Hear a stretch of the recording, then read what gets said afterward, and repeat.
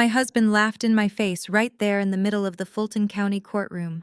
He slid a crumpled divorce settlement across the heavy oak table and told me to take my little arts and crafts money and go back to the hood.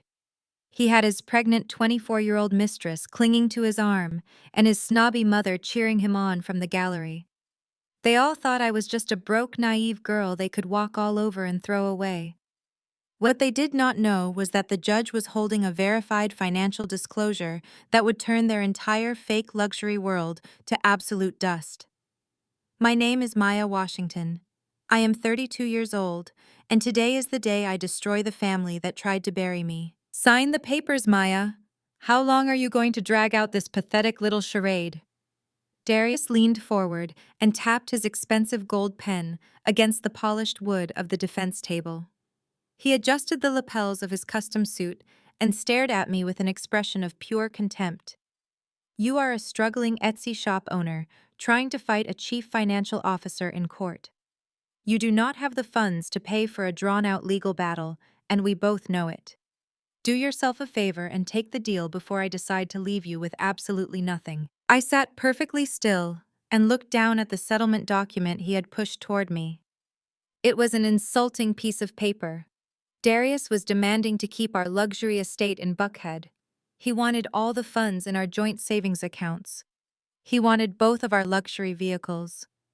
In exchange for 10 years of my life and unwavering loyalty, he was offering me a $5,000 consolation prize and my old reliable sedan. It was a complete erasure of my existence in our marriage. I did not cry. I did not yell. I just stared at the man I had loved for a decade. When we first met back in college, Darius had nothing. I worked 2 jobs to help pay for his textbooks, and I sat up with him late at night to help him prep for his exams.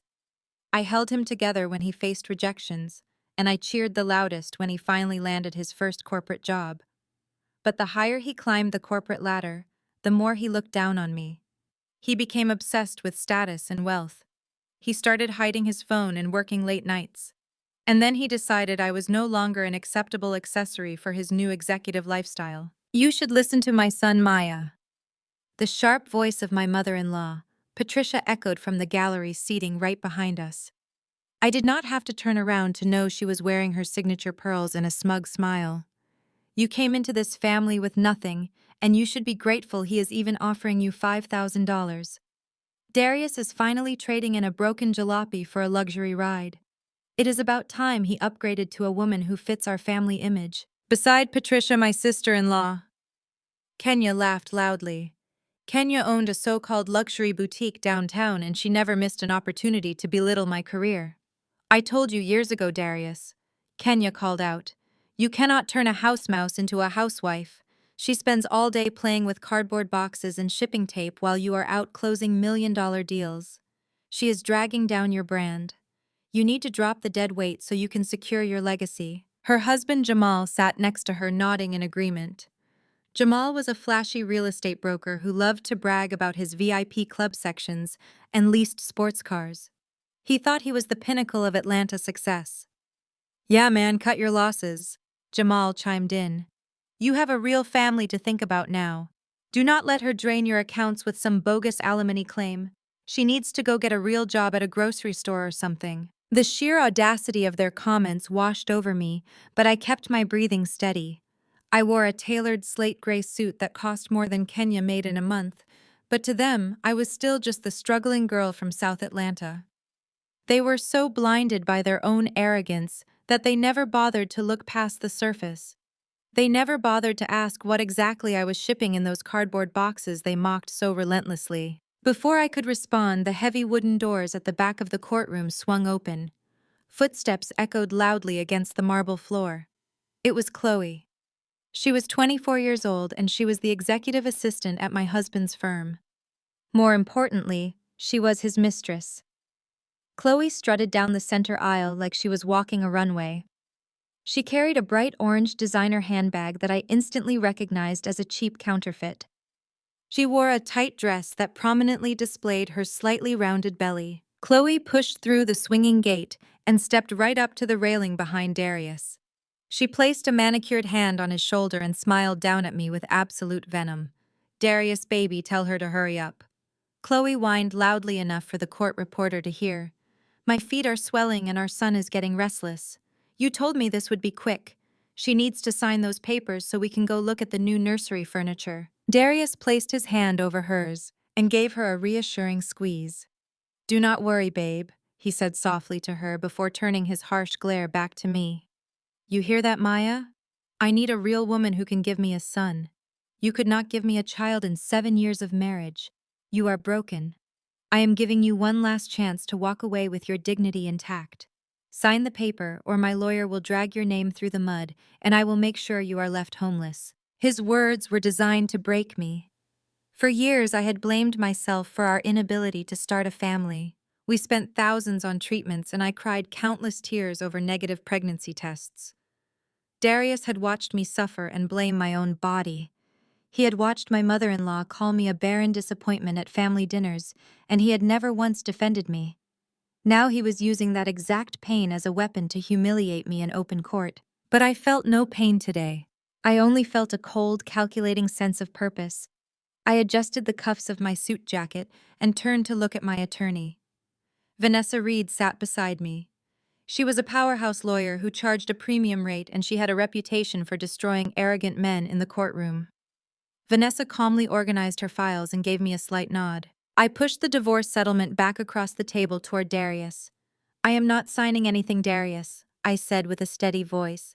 You do not dictate the terms of my departure, and you certainly do not dictate my worth. Darius scoffed and shook his head. You are making a massive mistake, Maya. You think the judge is going to award you a limine from my salary. You think you are entitled to the money I earned. You are delusional. I will crush you. Judge Olivia Sterling, a no-nonsense woman with decades of experience on the bench, walked into the courtroom. The bailiff called for everyone to rise. Once we were seated, Judge Sterling looked over her glasses at the defense table. I see tensions are high today, she said firmly. Mr. Washington, your proposed settlement is incredibly one-sided. Are you certain your client wants to present this as his final offer? The lawyer representing Darius stood up quickly. Yes, Your Honor. My client is the sole breadwinner of the household. The defendant contributes virtually nothing to the marital estate through her online crafts business. We believe the offer of $5,000 is more than generous given her lack of financial input. Furthermore, my client is expecting a child with his new partner and needs to preserve his assets for his growing family. Judge Sterling turned her sharp gaze to my side of the table. Ms. Reed, how does your client respond to this settlement offer? Vanessa stood up smoothly and buttoned her jacket. Your Honor, my client rejects this settlement entirely. In fact, we find the plaintiff's claims regarding his financial supremacy and his impending fatherhood to be completely fraudulent. Darius jumped up from his chair. Fraudulent. She is standing right there pregnant with my son. He pointed at Chloe, who puffed out her chest and rubbed her belly proudly. Your Honor, we would like to submit new medical evidence into the record, Vanessa said, ignoring his outburst. She pulled a thick sealed envelope from her briefcase. This is a certified medical file from Emory Hospital. It contains my client's reproductive health records, and more importantly, it contains the plaintiff's reproductive health records from 5 years ago. The courtroom grew entirely silent. Darius froze. The smug expression vanished from his face instantly. The color drained from his cheeks as he stared at the envelope in Vanessa's hand. What are you doing? Darius hissed at me under his breath. You promised you would never bring that up. I promised a loyal husband I would keep his secret, I whispered back. But you are just a traitor who decided to play games in a courtroom. Vanessa walked the envelope up to the judge's bench. Your Honor. Vanessa stated clearly for the entire room to hear. My client spent years believing she was the reason they could not conceive. However, these certified medical records prove that Mr. Darius Washington has been completely sterile for 5 years. He has a 0% chance of naturally fathering a child.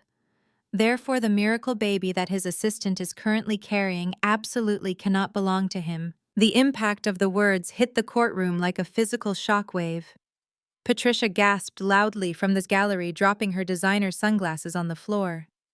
Kenya let out a loud sound of disbelief. Jamal started coughing awkwardly, trying to hide his shock. Chloe's mouth fell open. She dropped her fake designer bag on the floor and stared at Darius in absolute panic. Darius stood perfectly still, staring at the judge as she opened the medical file and reviewed the documents. He had built his entire divorce strategy around starting a new family with his mistress. He had humiliated me and called me broken. Now his ultimate lie was exposed for everyone to see. I watched the panic wash over Chloe's face. She looked frantically toward the exit doors as if calculating how fast she could run in her heels.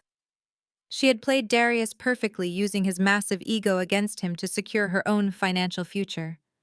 She knew he wanted a child to parade around his country club friends, and she provided the illusion he desperately craved. It was almost poetic how easily his arrogance had blinded him to the obvious deception right in front of his face. Patricia was fanning herself with a court program, murmuring that the medical records must be fake. Kenya leaned forward, gripping the wooden railing with white knuckles, demanding that Darius say something to defend himself. But Darius had no defense. He knew the truth because he was the one who had cried in the doctor's office 5 years ago, begging me to protect his masculine pride. I had carried that burden for him out of love, and this was how he repaid me. Now the entire courtroom knew his deepest secret, and his ultimate humiliation was entirely self-inflicted. The heavy silence in the room signaled the end of his reign of disrespect and the beginning of my absolute revenge. Darius slowly turned his head to look at Chloe. His eyes were wide with a sudden terrifying realization. If the medical records were true and he knew they were true, then his entire new life was a total lie. The baby. Chloe was parading around the courtroom belonged to someone else, and he had thrown away a 10-year marriage for absolutely nothing. Judge Olivia Sterling adjusted her reading glasses and broke the heavy silence. She carefully unsealed the crisp, white envelope Vanessa had provided and pulled out the embossed documents from Emory Hospital. Her eyes scanned the first page, and her expression hardened into a mask of judicial authority. She looked directly at Darius. "Mr. Washington," she began, her voice echoing through the stunned courtroom.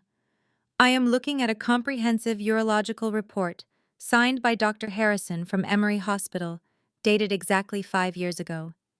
It details a permanent and irreversible condition resulting in a zero sperm count. Are you disputing the authenticity of these medical records?" Darius looked like he had been struck by lightning. His mouth opened but no sound came out. He looked back at his lawyer, who was currently frantically wiping sweat from his forehead with a pocket square.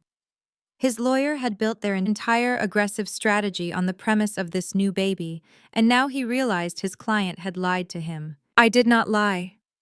Darius finally choked out, his voice cracking in a way I had never heard before. I thought maybe the doctors were wrong. Miracles happen. Chloe told me it was a miracle." I leaned into my microphone and let my voice carry across the room. "There are no miracles here, Darius," I said, staring right into his panicked eyes. "Only a man so blinded by his own ego that he believed a 24-year-old assistant over medical science. Do you remember the day we got those results? You sat in your expensive car in the hospital parking lot and cried like a child. You begged me not to tell your mother. You made me swear on a Bible that I would never let Kenya or Jamal know you were less than a perfect man. You told me your reputation in Atlanta society would be ruined if people knew you were shooting blanks. I kept your secret for 5 years to protect your fragile manhood, while you allowed your family to call me barren." The gallery erupted. Patricia grabbed her chest and started breathing heavily. Kenya dropped her phone, letting it clatter loudly against the wooden pews. Jamal just sat there, shaking his head in disbelief. For years they had tormented me at every Thanksgiving and Christmas dinner, asking when I was going to give their precious Darius a son. They had whispered behind my back, calling me broken and useless. And Darius had sat there sipping his bourbon, letting them tear me apart just so he could maintain his flawless image. Darius slowly turned his head to look at Chloe. The arrogant posture he had carried into the courtroom was entirely gone, replaced by a dark, terrifying rage. His face turned a deep shade of purple and the veins in his neck bulged against his silk collar. "Who is the father, Chloe?" Darius roared, pointing a trembling finger at her rounded belly. He took a step toward the gallery, and the bailiff immediately placed a hand on his weapon, warning Darius to stay behind the table. "Who is it? Is it the intern from marketing? Is it the personal trainer you told me not to worry about? You let me pay for your luxury apartment. You let me buy you a brand new car for this baby. I bought you diamonds. Chloe stumbled backward, hitting her back against the wooden swinging gate. Her fake orange designer bag slipped from her shoulder and hit the floor, spilling lip gloss and mints across the tiles. Darius, please, she stammered, her voice pitching into a high, desperate whine. We can talk about this in private. The doctors could be wrong. You know I only love you. Do not let her do this to us. She is just jealous because you chose me. She is holding your medical records, you idiot. Darius screamed, losing all sense of decorum. I was completely unhinged. The perfectly polished executive had vanished, leaving only a humiliated man who had just realized his meal ticket to high society fatherhood was a complete scam. You played me. You took my money and you played me in front of my entire family. Judge Sterling struck her gavel hard against the sounding block 3 times. Order in my courtroom, she commanded, her voice slicing through the chaos. If you cannot control yourself, Mr. Washington, I will have you removed and placed in a holding cell until you can behave like an adult. This is a court of law, not a reality television show. Darius gripped the edge of his table, breathing heavily. He looked at his mother, Patricia, who was currently looking at Chloe with absolute disgust. The narrative had completely shifted. They could no longer claim I was the broken woman dragging him down. The golden boy of the Washington family was standing in open court, exposed as a sterile fool who got played by his own assistant. I sat there perfectly still, letting the silence suffocate him. I had planned this moment for 3 years, gathering every receipt, every lie, every piece of paper he carelessly tossed aside. But Darius was nothing if not dangerously proud. As the initial shock began to fade, his humiliation quickly morphed back into the vicious greed that had brought us here in the first place. He straightened his jacket and took a deep breath, forcing himself to look away from Chloe. He looked back at me, and his eyes were cold and dead. He ran a hand over his freshly cut hair and adjusted his expensive watch, trying to reclaim the power in the room. Fine. Darius sneered, his voice dripping with malice. The kid is not mine. I will deal with her later. He waved a dismissive hand toward Chloe, who was now quietly sobbing near the back doors, pulling out her phone to desperately text someone. But that does not change a single thing about why we are here, Maya. I still want this divorce. I am still leaving you. You are still nothing but a miserable mistake I made when I was young and stupid. You think embarrassing me changes my bank account. His lawyer, seeing an opportunity to salvage the wreck of a hearing, stood up quickly. Your Honor, my client is understandably distressed by this sudden revelation. However, the paternity of his partner's child does not alter the division of marital assets. My client is still the primary breadwinner. We are still demanding full ownership of the primary residence in Buckhead, as well as the joint savings accounts and the luxury vehicles. The defendant has not contributed a single dime to the marital estate. Darius nodded vigorously, pointing a finger at me. Exactly, he barked, feeling a surge of his old arrogance returning. You think exposing my medical records changes the fact that I paid for everything we have. I am the chief financial officer. I bring in the real money. You sit at home playing with your little arts and crafts business. I paid the mortgage on that $1.2 million Buckhead mansion every single month. I furnished it. I maintain it. You contributed absolutely zero to the equity of that estate. You are a leech. He leaned across the table, grinning like a predator who had just remembered he still had teeth. You can gloat about my medical history all you want, Maya, but you are still walking out of this courthouse with nothing. You can take your little $5,000 settlement and go find a tiny apartment in the slums because you are not getting a single square foot of my house. I earned it. It belongs to me. Patricia suddenly found her voice again, shouting from the gallery. Tell her son, do not let her distract the judge. Throw her out on the street where she belongs. She always was a charity case. Kenya nodded enthusiastically, adding her own toxic commentary about how my wardrobe was probably bought on clearance and how I never belonged in a high-class neighborhood anyway. Jamal crossed his arms over his chest, puffing himself up to look intimidating. I did not break eye contact with Darius. I let him enjoy his little moment of triumph. I let him believe that his financial dominance was the ultimate trump card. He was so incredibly predictable. He truly believed that a monthly transfer from his bank account meant he held the keys to the kingdom. He thought his corporate salary made him untouchable. He had spent years treating me like a dependent, a useless accessory he could discard whenever he wanted an upgrade. I turned to Vanessa, who was already smiling a slow, dangerous smile. She reached into her leather briefcase and retrieved a thick blue folder. She did not rush. She let the tension build in the room as Darius and his lawyer watched her every move. Vanessa was a master of pacing, and she knew exactly how to deliver a fatal blow. "Your Honor," Vanessa said, walking gracefully back toward the center of the courtroom. "The plaintiff claims he is the rightful owner of the Buckhead estate because he pays the mortgage. He claims my client contributed nothing to the property and therefore deserves to be evicted from her home. We find this argument incredibly fascinating." Judge Sterling raised an eyebrow. "Fascinating in what way, Ms. Reed?" "Because, Your Honor," Vanessa replied, her voice ringing with absolute authority, "Mr. Washington has never paid a mortgage on that property. In fact, Mr. Washington does not own a single brick of that estate." Darius frowned, his face twisting in confusion. "What are you talking about? I signed the paperwork 4 years ago. I have been paying $10,000 a month. I have the bank statements to prove it." I leaned forward into my microphone, resting my hands on the table. "You signed a lease-to-own agreement, Darius," I said, my voice perfectly calm. "You signed a rental contract with a property management company because your credit was secretly trashed from your gambling debts and you could not secure a traditional jumbo loan. You told me not to worry about the paperwork because I was just a woman who did not understand real estate. So you signed a contract with a third-party vendor." I paused, letting the reality of my words sink into his brain before delivering the final blow. I looked right at his sweating face.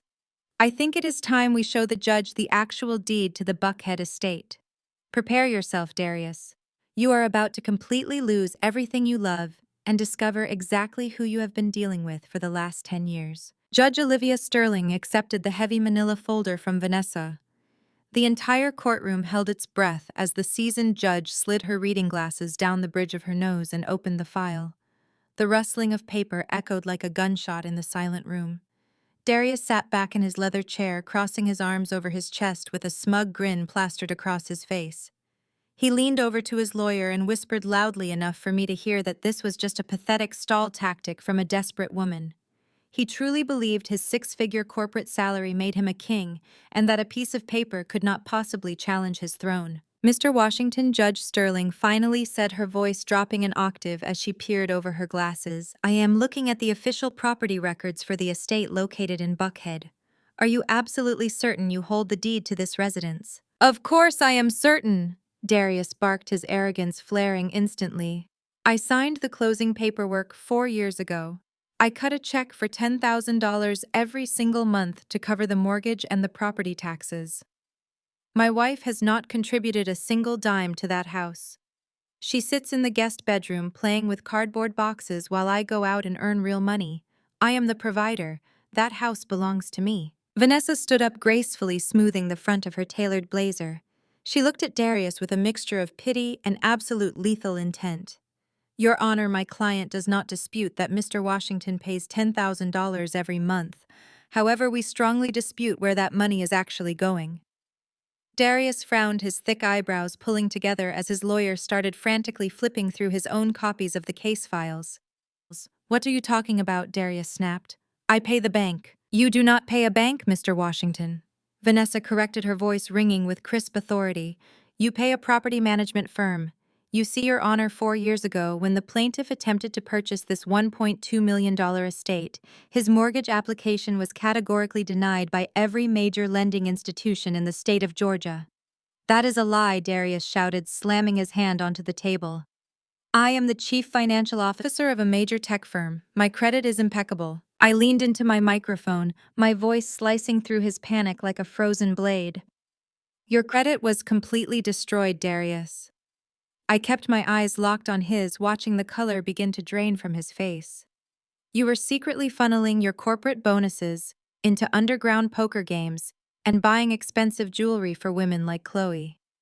You had maxed out 4 different credit cards just to buy VIP sections at clubs in Midtown, so you could pretend you were a billionaire. When your broker ran your financial background, they laughed you out of the office. You were terrified that your mother and your snobby friends would find out you were broke. So your broker found you a backdoor solution. Darius gripped the edge of the table, his knuckles turning stark white.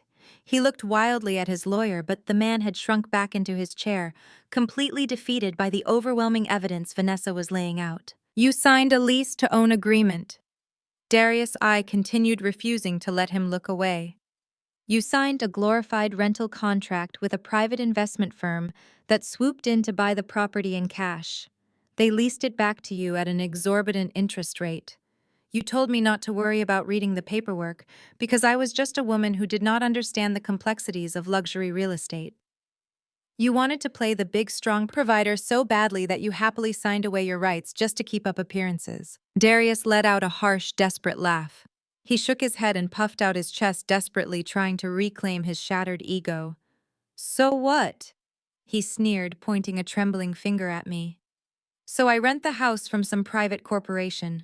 I still make the payments. I still live in a luxury neighborhood. I still have the exclusive option to buy it outright at the end of the term. You think finding a technical loophole in my real estate contract changes the fact that I am the one with the money. You still get nothing, Maya. You are still going to be homeless by tomorrow morning. I smiled. It was a slow, predatory smile that made Darius freeze mid-sentence. I reached into my leather briefcase and pulled out a single sheet of paper stamped with the official gold seal of the Georgia Secretary of State. I handed it to Vanessa, who walked it up to the judge with a triumphant stride. I think you should look very closely at the corporate structure of that private investment firm. Darius, I said, my voice dropping to a lethal whisper. Prepare yourself. You are about to lose everything. Judge Sterling took the document. She read it once, then blinked and read it a second time. The seasoned judge, who had seen decades of nasty divorces, actually let out a small gasp of shock.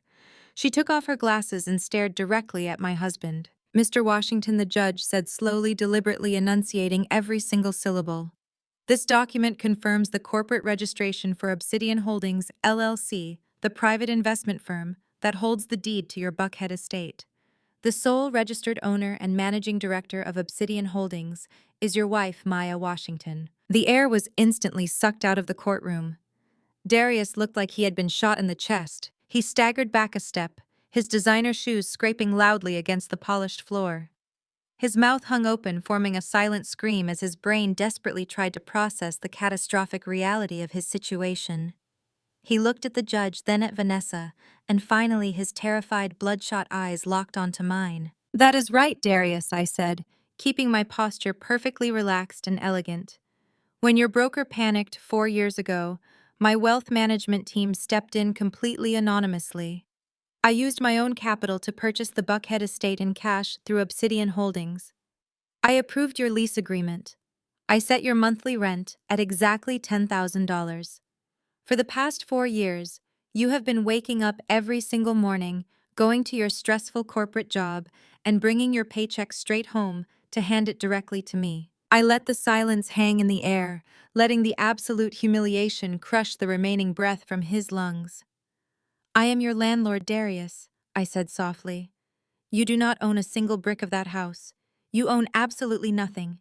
And since you blatantly violated the morality clause in our rental contract by moving your pregnant mistress into my property, you are officially facing immediate eviction. I had never seen a man's soul completely shatter before, but I saw it happen to Darius right then and there. The arrogant executive who had just spent the last hour demanding to leave me penniless suddenly realized he had been paying my salary for 4 years. He had funded my corporate empire while calling me a useless leech.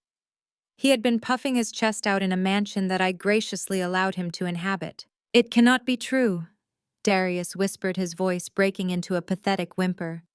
You make cheap notebooks on the internet. You do not have $1.2 million in cash. You are lying. She is lying, he yelled, turning frantically to his lawyer. Do something. Prove she is lying. His lawyer just stared at the certified documents on the judge's desk, completely defeated. The paperwork is authenticated, Mr. Washington, his lawyer muttered, stepping away from him as if Darius were carrying a contagious disease. It is over. Suddenly, a piercing shriek echoed from the gallery. Patricia, my mother-in-law, jumped to her feet like she had been burned. Her face was contorted in absolute unhinged rage. She pointed a shaking finger at me, her pearl necklace bouncing aggressively against her chest as she screamed at the top of her lungs. "She is a thief!" Patricia hollered, completely ignoring the bailiff who was quickly moving toward her. "She is a scammer. She manipulated my son. She tricked him into giving her his hard-earned money. She comes from the ghetto, and she used her street smarts to swindle my boy. She hid this from us. She planned this to steal our family wealth. Darius is a successful executive. She is just a bitter, barren woman trying to ruin his life because she cannot keep a man." "Ma'am, you need to sit down and remain quiet right now," the bailiff warned, resting his hand heavily on his utility belt. "I will not sit down," Patricia screeched, her voice cracking with hysteria. "Look at her sitting there looking so smug. Turn around, Jamal. Do something, Kenya." She turned frantically, hitting her son-in-law on the shoulder. "Defend your brother. Defend our family honor. Are you just going to let this trash embarrass the Washington family in front of the whole city? We are respectable people. We have status. We are Atlanta high society." Jamal shifted uncomfortably in his expensive tailored suit. He looked at Darius, who was currently hyperventilating and leaning heavily against the defense table. Then Jamal looked at me. Jamal was a coward at heart, but his ego was too massive to stay quiet when his mother-in-law was screaming at him in a public forum. He puffed out his chest and adjusted his shiny gold watch, trying to look like the wealthy real estate mogul he always pretended to be on social media. But before Jamal could open his mouth, Kenya jumped up beside her mother. Kenya was practically vibrating with jealous anger. She could not handle the fact that the sister-in-law she had tormented and looked down upon for a decade was suddenly holding all the cards. Kenya grabbed the wooden railing separating the gallery from the court floor and glared at me with pure, unadulterated hatred. "You are nothing but a bitter gold digger." Maya, Kenya yelled, her voice sharp and dripping with condescension. "You think you did something big today. You think pulling a fast one on my brother makes you special. You are just trying to steal his cash through legal loopholes because you have no real talent of your own. You are pathetic." Kenya flipped her long, expensive extensions over her shoulder and lifted her chin, looking down her nose at me with absolute disgust. "You might have scammed your way into holding the deed to that house, but my family does not need your fake real estate. We have actual wealth. We have real businesses. I am a self-made business owner. My luxury boutique in Midtown brings in real revenue. Jamal is a top-tier broker. We do not need your stolen property. We will just buy Darius a bigger house and leave you to rot in your empty mansion alone. You will always be a failure who had to resort to fraud to get a piece of our lifestyle." Judge Sterling banged her gavel repeatedly, the sharp sound cracking through the tense air. "One more word from the gallery, and I will hold you all in contempt and have you escorted to holding cells and handcuffs." She shouted, her patience entirely gone. But I did not need the judge to silence them. I slowly turned my head and locked my icy gaze onto Kenya. I looked at her designer dress, her perfectly manicured nails, and the smug expression of superiority painted across her face. She truly believed her little luxury boutique made her a titan of industry. She believed she was a self-made queen who was inherently better than me. I felt a cold, powerful calm wash over my body. The trap had been set perfectly. They had walked right past the warning signs and sprinted directly into the minefield. I looked at Vanessa and gave her a slight nod. Vanessa did not even try to hide her smile as she reached back into her briefcase. "You talk a lot about your self-made success, Kenya," I said, my voice carrying a lethal softness that made her stop smirking. "You talk about real wealth and real businesses. You are so proud of that luxury boutique in Midtown. Let us talk about that boutique, shall we? Prepare yourself, Kenya. You are about to find out exactly how self-made you really are." Kenya scoffed, tossing her perfectly styled hair over her shoulder. She gripped the wooden railing of the gallery, staring back at me with a mix of confusion and stubborn defiance. "You do not know anything about my business, Maya." She sneered, her voice dripping with the same toxic arrogance she had wielded against me for a decade. "My boutique is the premier luxury destination in Midtown Atlanta. I built that brand from the ground up. I have a client list full of professional athletes and reality television stars. I am a self-made woman. You are just a bitter ex-wife trying to throw stones at a castle you could never afford to enter. I kept my expression perfectly still, letting her dig her own grave in front of the judge. Is that right, Kenya? I asked, my tone dropping to a dangerous calm. Because my financial team paints a very different picture of your so-called castle. Let us rewind the clock to exactly 8 months ago. Do you remember what happened 8 months ago, Kenya? Kenya stiffened. Her manicured fingers dug harder into the wooden railing, and her eyes darted nervously toward her mother, Patricia. Let me refresh your memory. I continued, my voice slicing clearly through the silent courtroom. 8 months ago, the commercial lease on your Midtown storefront was up for renewal. Your landlord was demanding a massive increase in rent. At the same time, your overseas suppliers were threatening to cut you off because you were 90 days behind on paying your invoices. You had completely maxed out your business credit cards buying designer inventory that sat unsold on your racks because you overpriced everything to maintain your fake luxury aesthetic. Your premier destination was exactly 2 weeks away from filing for Chapter 11 bankruptcy. That is a complete lie, Kenya shouted, her voice cracking slightly. My sales were perfectly fine. I just needed a temporary bridge loan for expansion. You were drowning, Kenya, I said firmly, refusing to let her change the narrative. You were so desperate you actually came to your brother begging for a bailout. You sat in my living room crying your eyes out, pleading with Darius to give you $100,000 to save your reputation. But Darius told you no. He told you his capital was tied up in corporate investments. We both know now that his capital was actually tied up in illegal poker games and luxury gifts for his assistant Chloe. He left you out to dry. You were completely out of options and terrifyingly close to public humiliation. Patricia stood up from the gallery bench, pointing an accusatory finger at me. Do not speak to my daughter that way. You know nothing about running a business. Kenya found a private investor who believed in her vision. She secured a massive capital injection because she is a brilliant entrepreneur. She did not need Darius, and she certainly does not need you telling her how to manage her finances. I turned my gaze to Patricia, letting a cold smile touch my lips. Ah yes, the famous private investor, I said, nodding slowly. The silent angel investor who swooped in at the 11th hour and handed Kenya a $300,000 lifeline. It was a miracle, was it not, Patricia? A wealthy, anonymous benefactor who saw the genius in Kenya's failing boutique and handed over a briefcase full of cash to save her precious brand. Kenya lifted her chin, looking smug once again. That is right, she boasted, puffing out her chest. A top-tier venture capital firm reviewed my business model and recognized my immense value. They wired me $300,000 the very next day. So you can stop pretending you know anything about my finances, Maya. Real investors know a gold mine when they see one. I looked at Vanessa. My attorney was practically glowing with anticipation. Vanessa unclasped her leather briefcase and pulled out a thick stack of legal documents bound by a heavy black clip. She stood up, smoothing her blazer, and walked directly toward the judge's bench. Your Honor, Vanessa said, her voice crisp and echoing with absolute authority. We would like to enter these documents into the official court record. What I am handing you is the finalized investment contract for Kenya's luxury boutique. It details a $300,000 capital injection provided by a private venture capital firm. It also outlines the strict terms of ownership, equity, and profit sharing established by that agreement. Judge Sterling took the documents and adjusted her reading glasses. She flipped through the first few pages, her eyes scanning the dense legal text. The entire courtroom fell into a suffocating silence. Darius was sitting at the defense table, staring blankly ahead, completely paralyzed by his own unfolding ruin.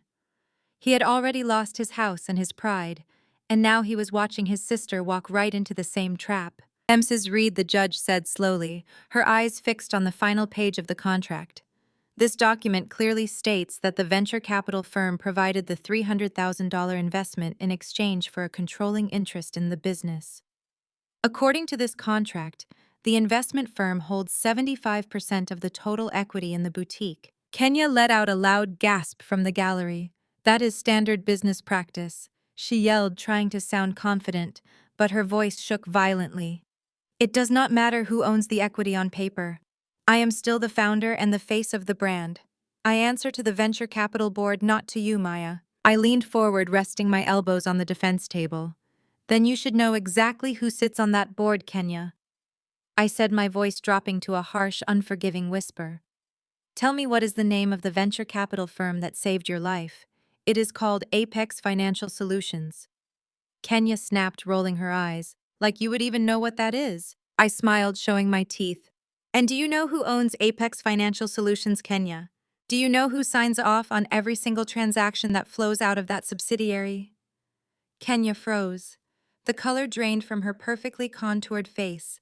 She looked at the judge, then at Vanessa, and finally her terrified eyes locked onto mine. Her chest began to heave as the catastrophic realization hit her. Judge Sterling looked up from the documents. The judge cleared her throat and addressed the gallery. According to the corporate registration attached to this investment contract, Apex Financial Solutions is a direct subsidiary of Obsidian Holdings, LLC. And as we established earlier in this proceeding, the sole owner of Obsidian Holdings is Maya Washington. The courtroom erupted into absolute chaos.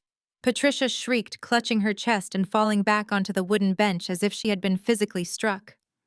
Darius buried his face in his hands, letting out a low, guttural groan of complete defeat. Kenya stood frozen at the railing, her mouth hanging open. "No," she whispered, shaking her head frantically. "No, that is impossible. You do not have that kind of money. You are just a broke girl from the South Side. You did not give me $300,000. You do not own my business. I own 75% of your business, Kenya."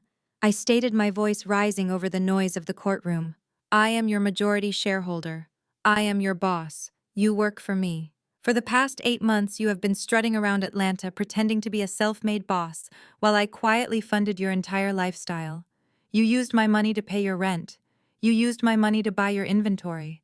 You used my money to pay yourself a generous salary while you sat at my Thanksgiving table and called me a worthless charity case." Kenya started hyperventilating, grabbing her hair with both hands. "This is a trick," she cried out, looking wildly at her husband Jamal. "Jamal, tell them this is a trick. She cannot own my store." But the humiliation was not finished. I turned back to the judge. "Your Honor, the investment contract also includes a very specific profit-sharing clause. As the majority shareholder, my firm is entitled to 60% of the monthly net profits. However, Kenya has been intentionally skimming those profits to fund her personal lifestyle. She has bought designer handbags, expensive vacations, and luxury car leases using company funds. Because of her reckless spending, she has missed her required profit-sharing payments for 3 consecutive months." Vanessa stepped forward, retrieving one final document from her folder. "In the state of Georgia, missing 3 consecutive payments under a controlling equity contract is a direct breach of terms," she explained smoothly. "This triggers an immediate default clause, allowing the majority shareholder to seize all physical assets and terminate the minority shareholder's operational control." Vanessa turned toward the bailiff standing near the gallery and handed him a sealed legal envelope. "Would you please serve this to the woman in the gallery?" Vanessa asked politely. The bailiff took the envelope and walked directly over to Kenya. He handed her the heavy white packet. Kenya took it with trembling hands, staring at it like it was a live explosive. "What is this?" Kenya sobbed, her tough facade completely crumbling into pieces. "That is a formal commercial eviction notice, Kenya," I said, my voice devoid of any sympathy. "You are officially locked out of the boutique. My security team changed the codes to the storefront an hour ago. All the inventory inside legally belongs to Apex Financial Solutions to recoup the debt you owe me. You are no longer the founder. You are no longer the face of the brand. You are just a bankrupt former employee facing potential charges for corporate embezzlement." Kenya broke down completely. She dropped the eviction notice onto the floor and collapsed against the wooden railing, sobbing hysterically. Her heavy makeup smeared down her face, ruining her perfect luxury aesthetic. The woman who had spent a decade treating me like dirt was now crying in a public courtroom, stripped of her fake wealth and her inflated pride.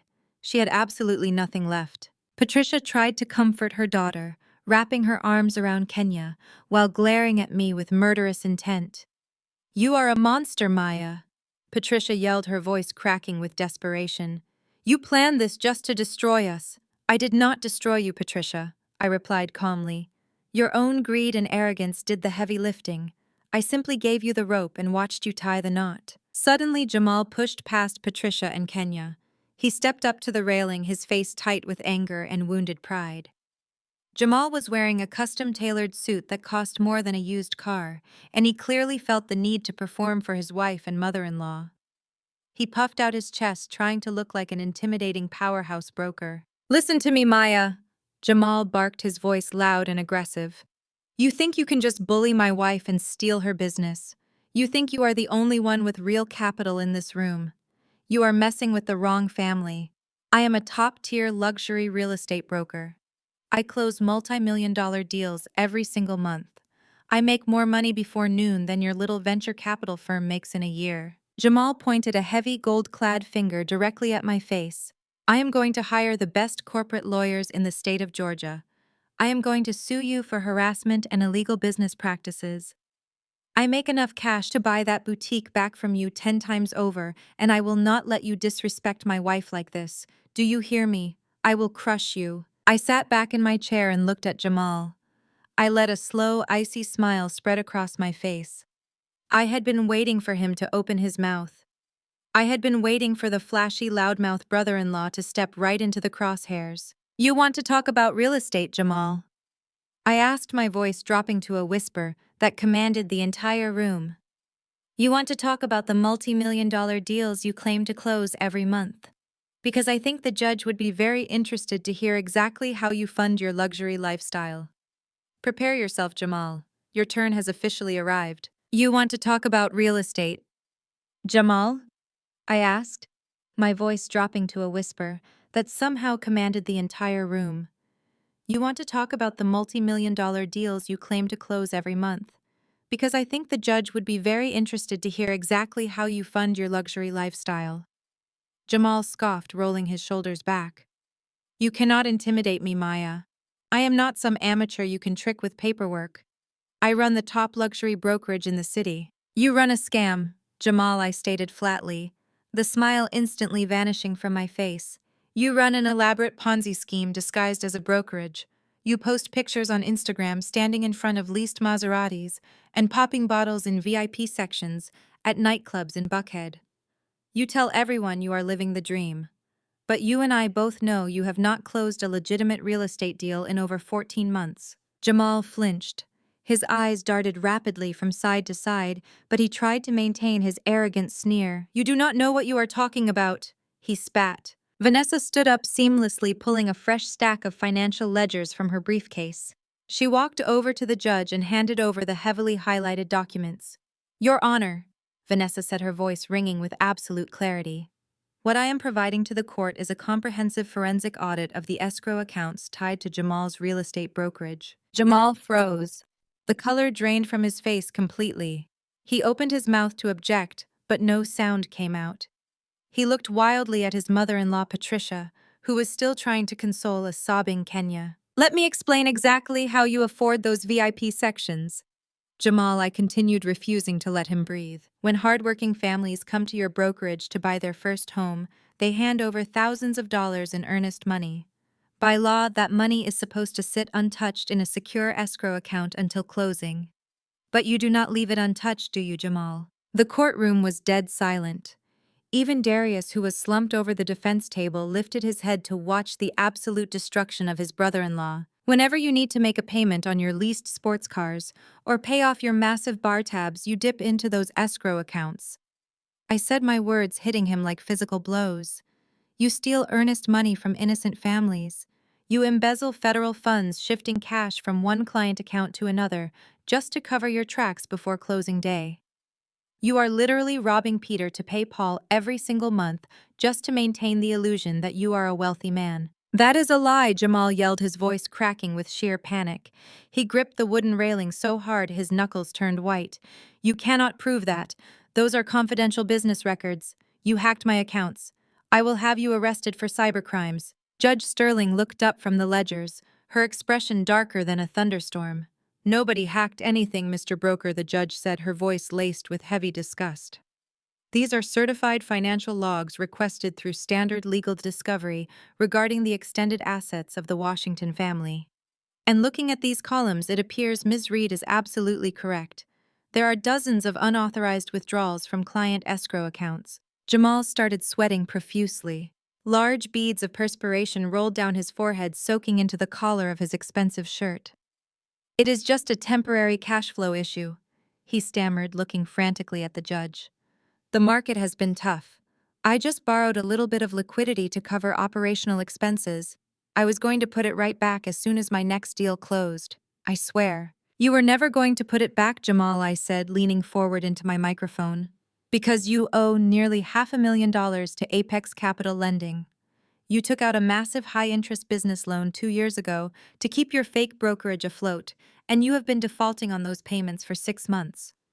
You are using stolen escrow money to try and keep the loan sharks away from your front door." Jamal swallowed hard, his eyes darting wildly around the room. "So what if I owe a credit?" he whispered, his voice losing all of its previous bravado. "You do not control Apex Capital Lending, Maya. You cannot touch me. They will give me an extension. They promised they would work with me." I let out a soft, chilling laugh. "That is where you are completely wrong, Jamal," I said, smoothing the lapel of my suit jacket. "You see, when I found out you were stealing from innocent families to fund your fake lifestyle, I decided to make a business investment. 2 weeks ago, my venture capital firm bought out the entire debt portfolio of Apex Capital Lending." Jamal staggered backward, hitting the wooden pew behind him. He looked like he had seen a ghost. "That is right, Jamal," I said, my voice carrying a lethal weight. "I bought your debt. I am your largest creditor. I own every single promissory note you signed. I have the unredacted financial logs of every single dime you illegally transferred from those escrow accounts. I know exactly how much you stole down to the very last penny." Jamal put his hands over his face, breathing in short, desperate gasps.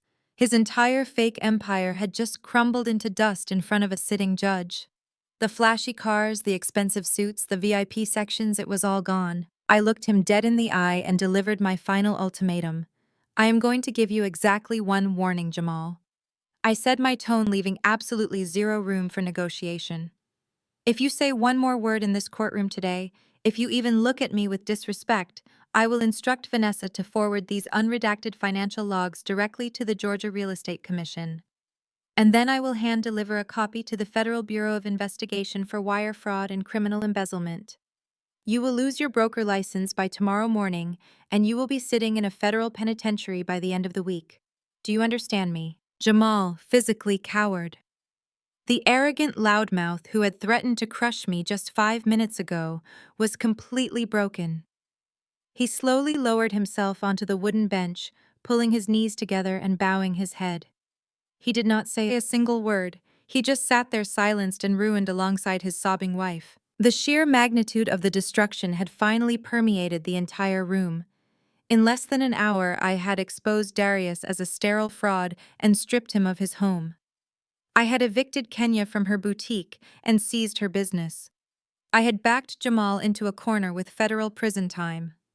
I had dismantled the entire Washington family ego piece by piece, leaving them with absolutely nothing but the harsh reality of their own failures. But Patricia was not ready to surrender. My mother-in-law stood up from the gallery bench, her face twisted in an expression of unhinged fury. She looked at her ruined son, her sobbing daughter, and her defeated son-in-law. She was breathing heavily, her chest heaving as she gripped her pearl necklace. "You think you have won," Patricia screamed, pointing a trembling finger at me. "You think because you have a little bit of new money you can come in here and destroy my family. You are nothing but a common street rat, Maya. You will never be one of us." Patricia stepped out into the aisle, ignoring the bailiff who was moving toward her. "I am Patricia Washington," she hollered, her voice echoing off the courtroom walls. "I come from old money Atlanta society. I have connections in this city that you cannot even fathom. I sit on the boards of the most exclusive country clubs in Georgia.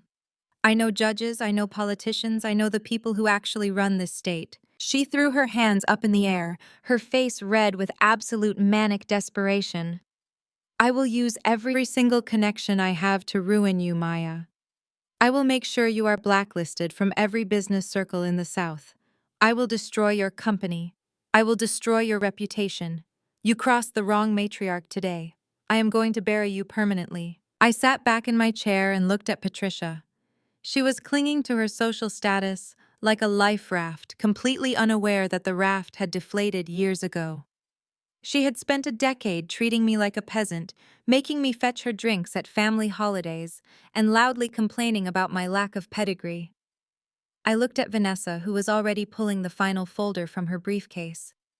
I smiled, turning my icy gaze directly onto my mother-in-law, ready to deliver the final lethal strike to the Washington family illusion. I let out a loud, genuine laugh that echoed off the high ceilings of the courtroom. It was not a polite chuckle.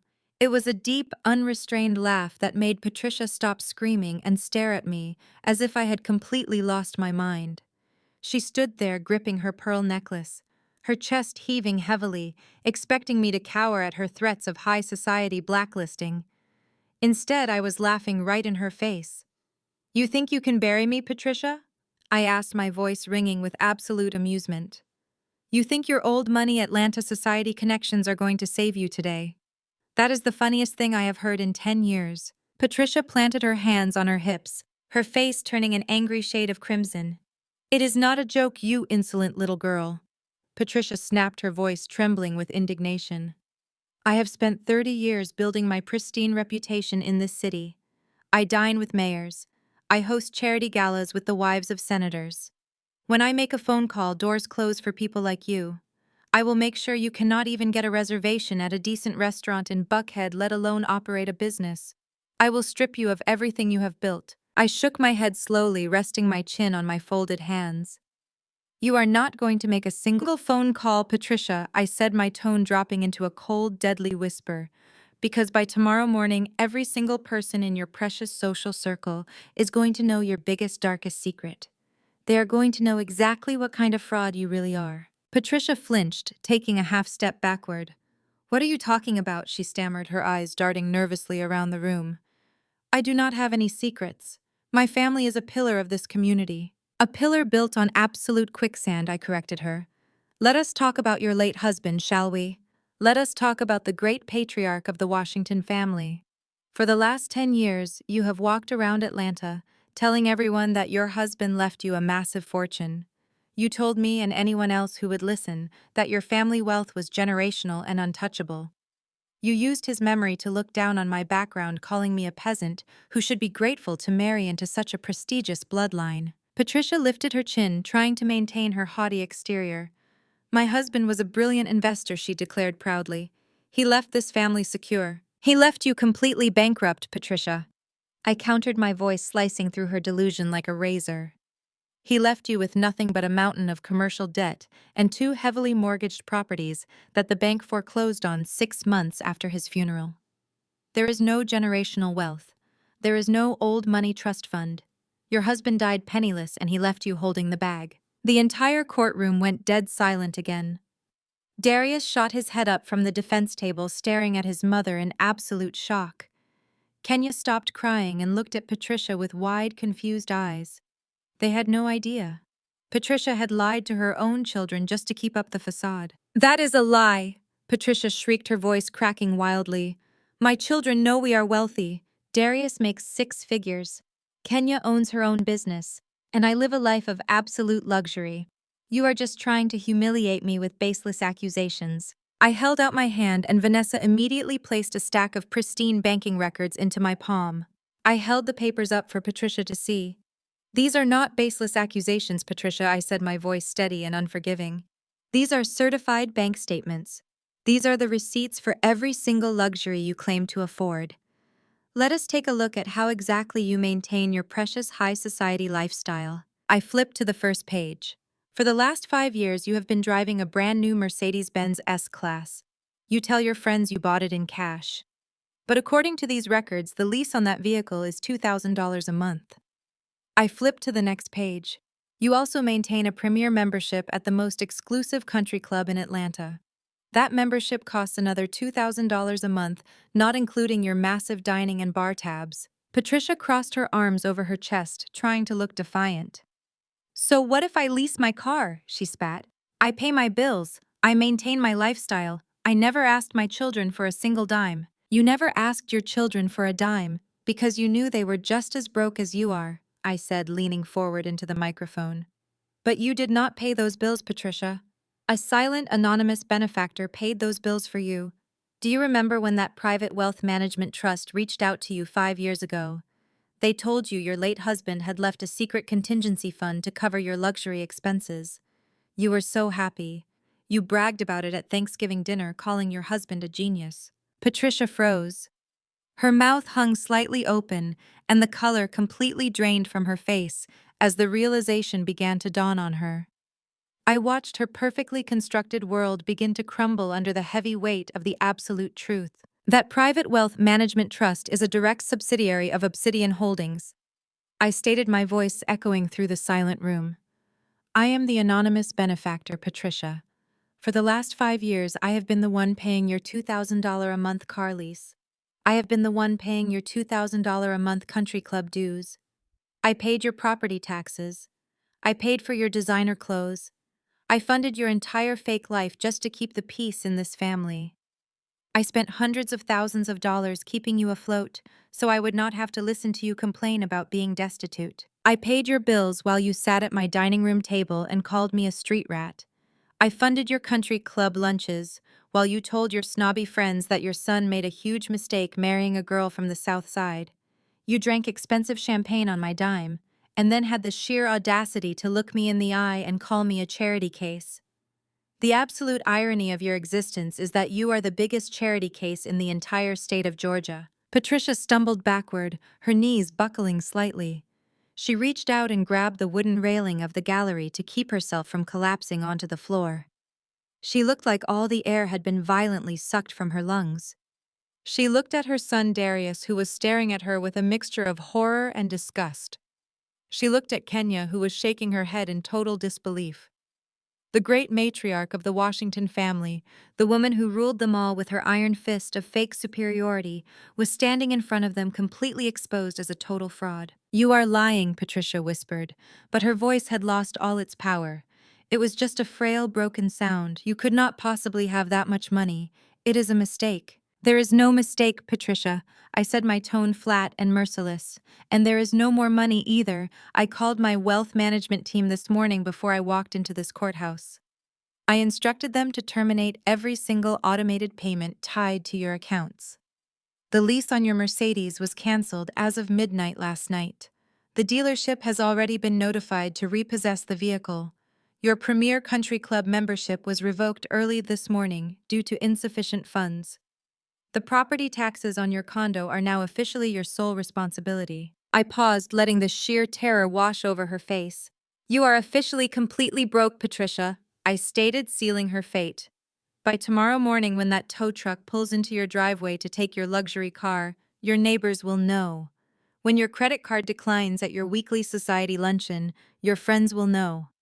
You are going to be the absolute laughingstock of your entire social circle. The people you spent years trying to impress are going to shun you the second they realize you do not have a single penny to your name. You are going back to the bottom where you belong. Patricia let out a loud, tragic wail.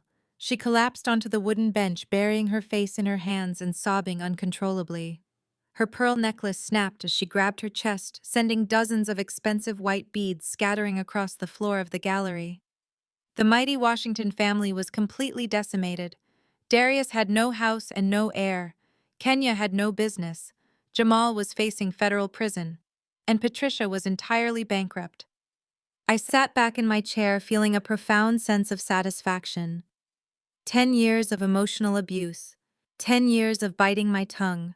10 years of being treated like a second-class citizen had finally been avenged in a single hour. But the hearing was not over yet. While the Washington family was busy drowning in their own tears and panic, someone else in the courtroom was furiously doing the math.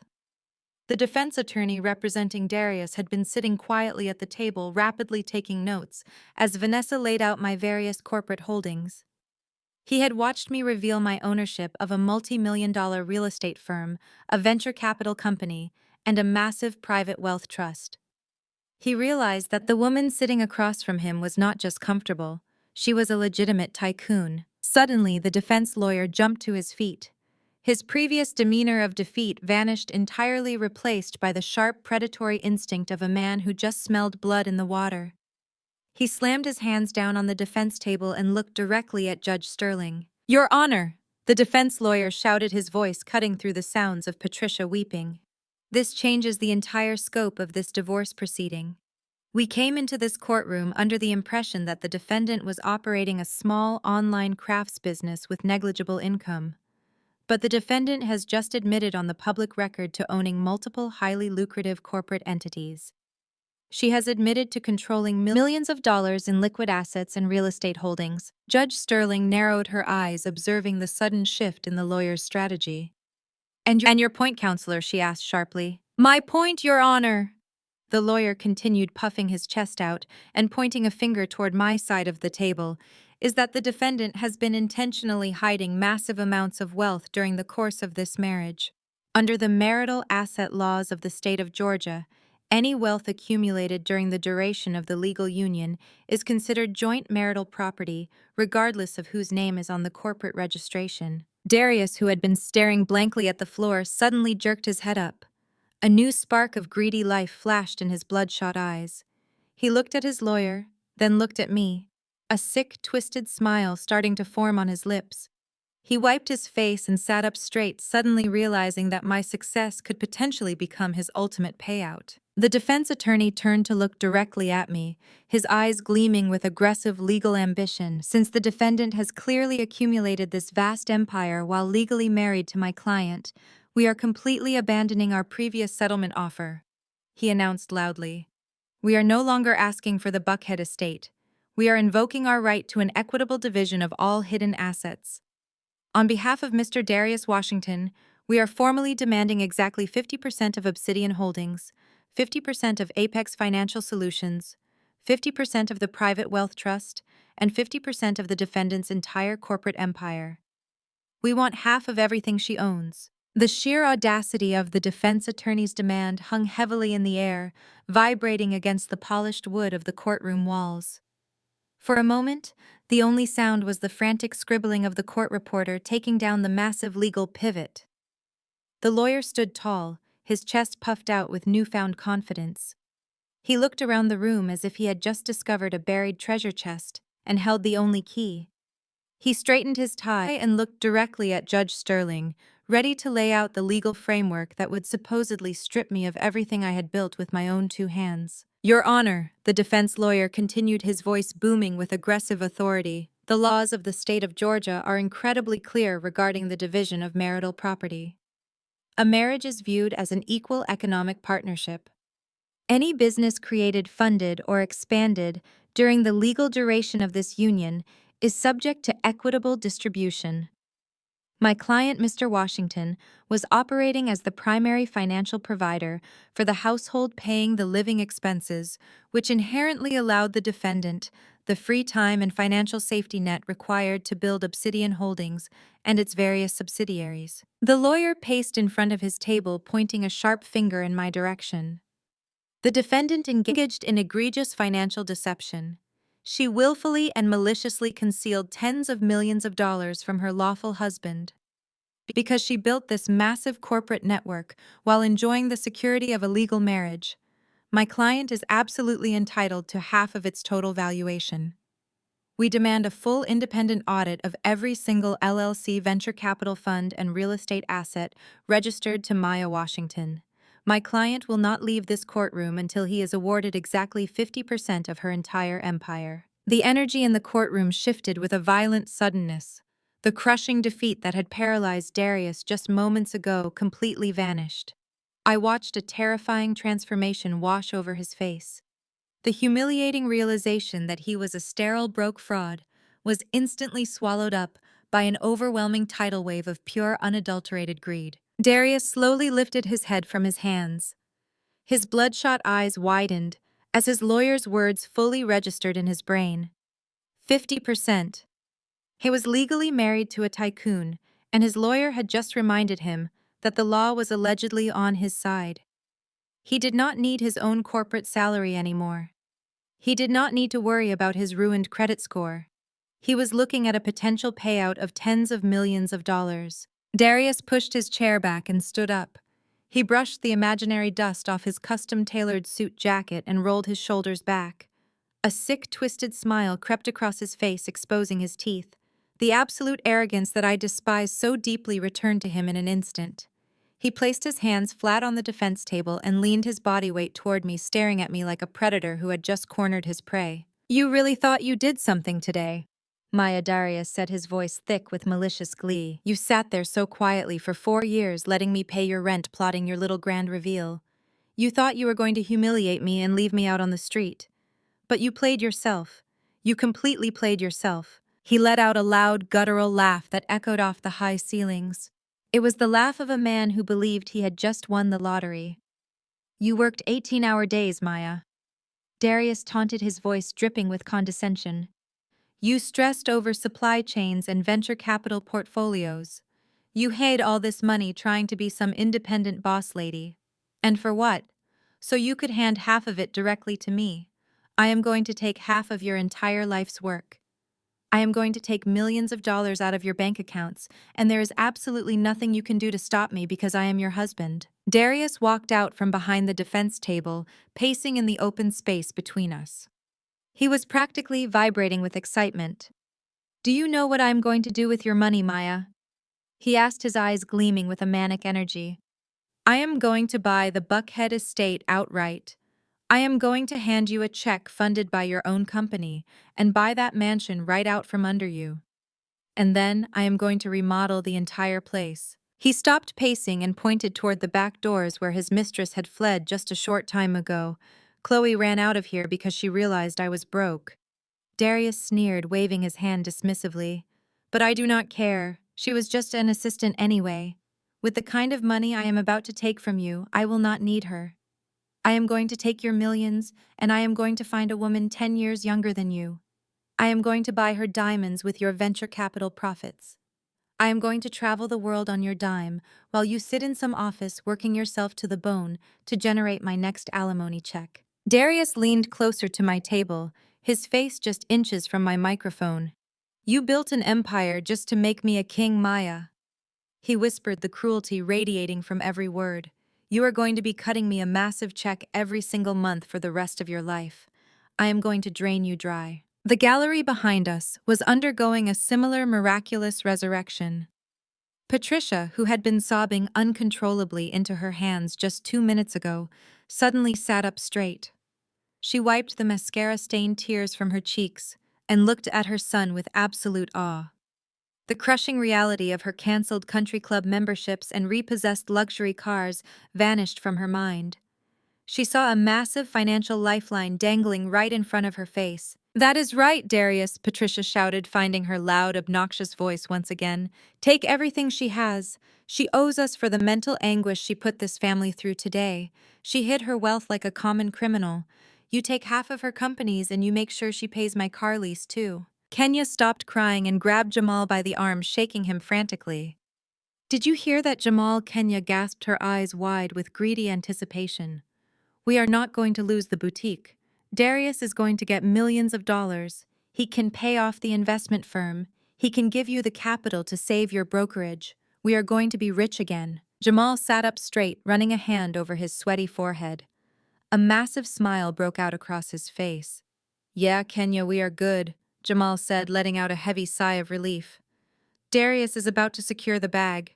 She thought she had us beat, but the law is the law. She has to pay up." The delusion in the room was truly staggering. The Washington family had just been exposed as a group of broke, manipulative frauds, but the mere mention of a legal loophole had them acting like billionaires again. They were already spending my money in their heads.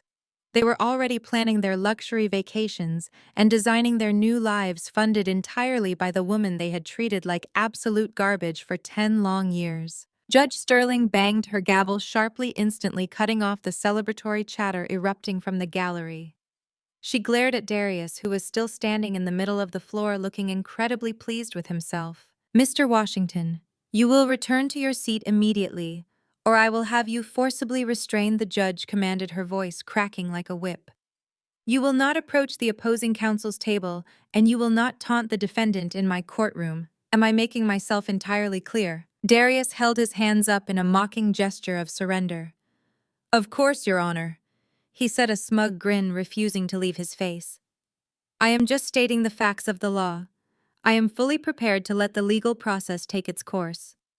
He walked back to his chair and sat down, crossing his legs and looking at me with absolute triumph. Judge Sterling turned her attention to the defense attorney. Counselor, your argument regarding the equitable distribution of marital assets under Georgia law is duly noted.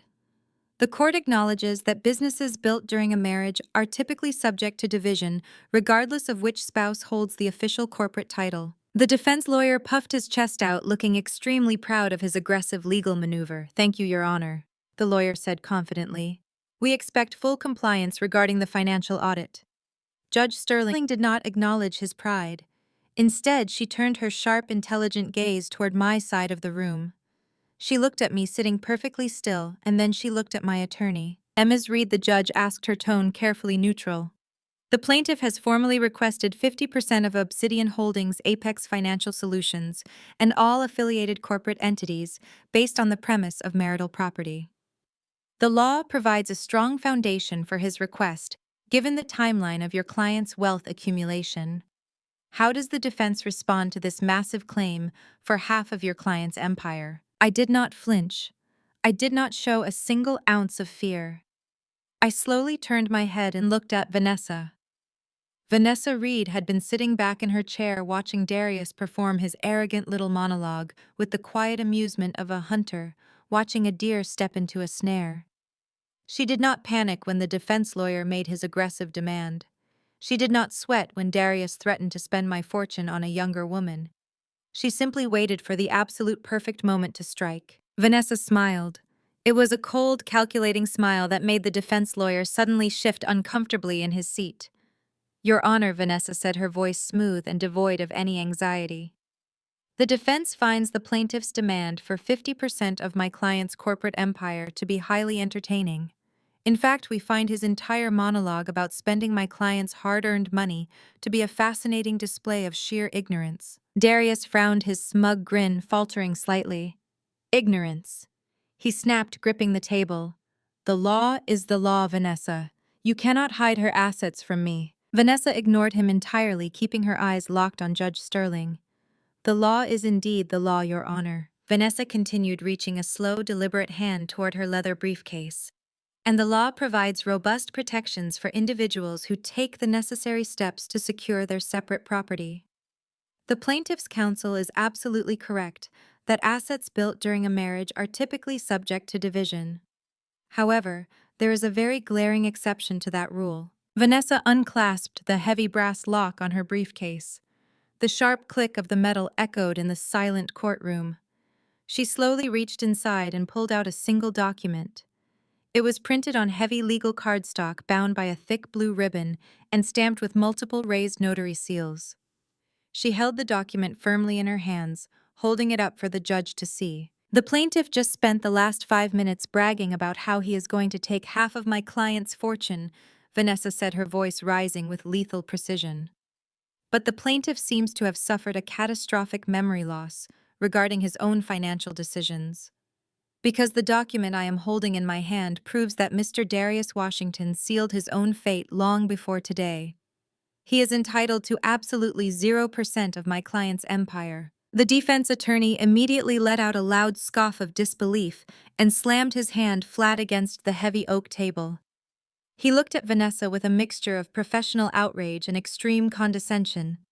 He shook his head and gestured broadly toward the judge. That is completely absurd!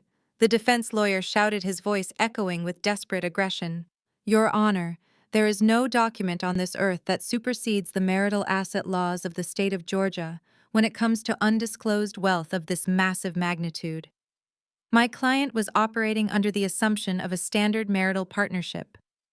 Any document the defense produces now is clearly a desperate fabrication designed to evade equitable distribution.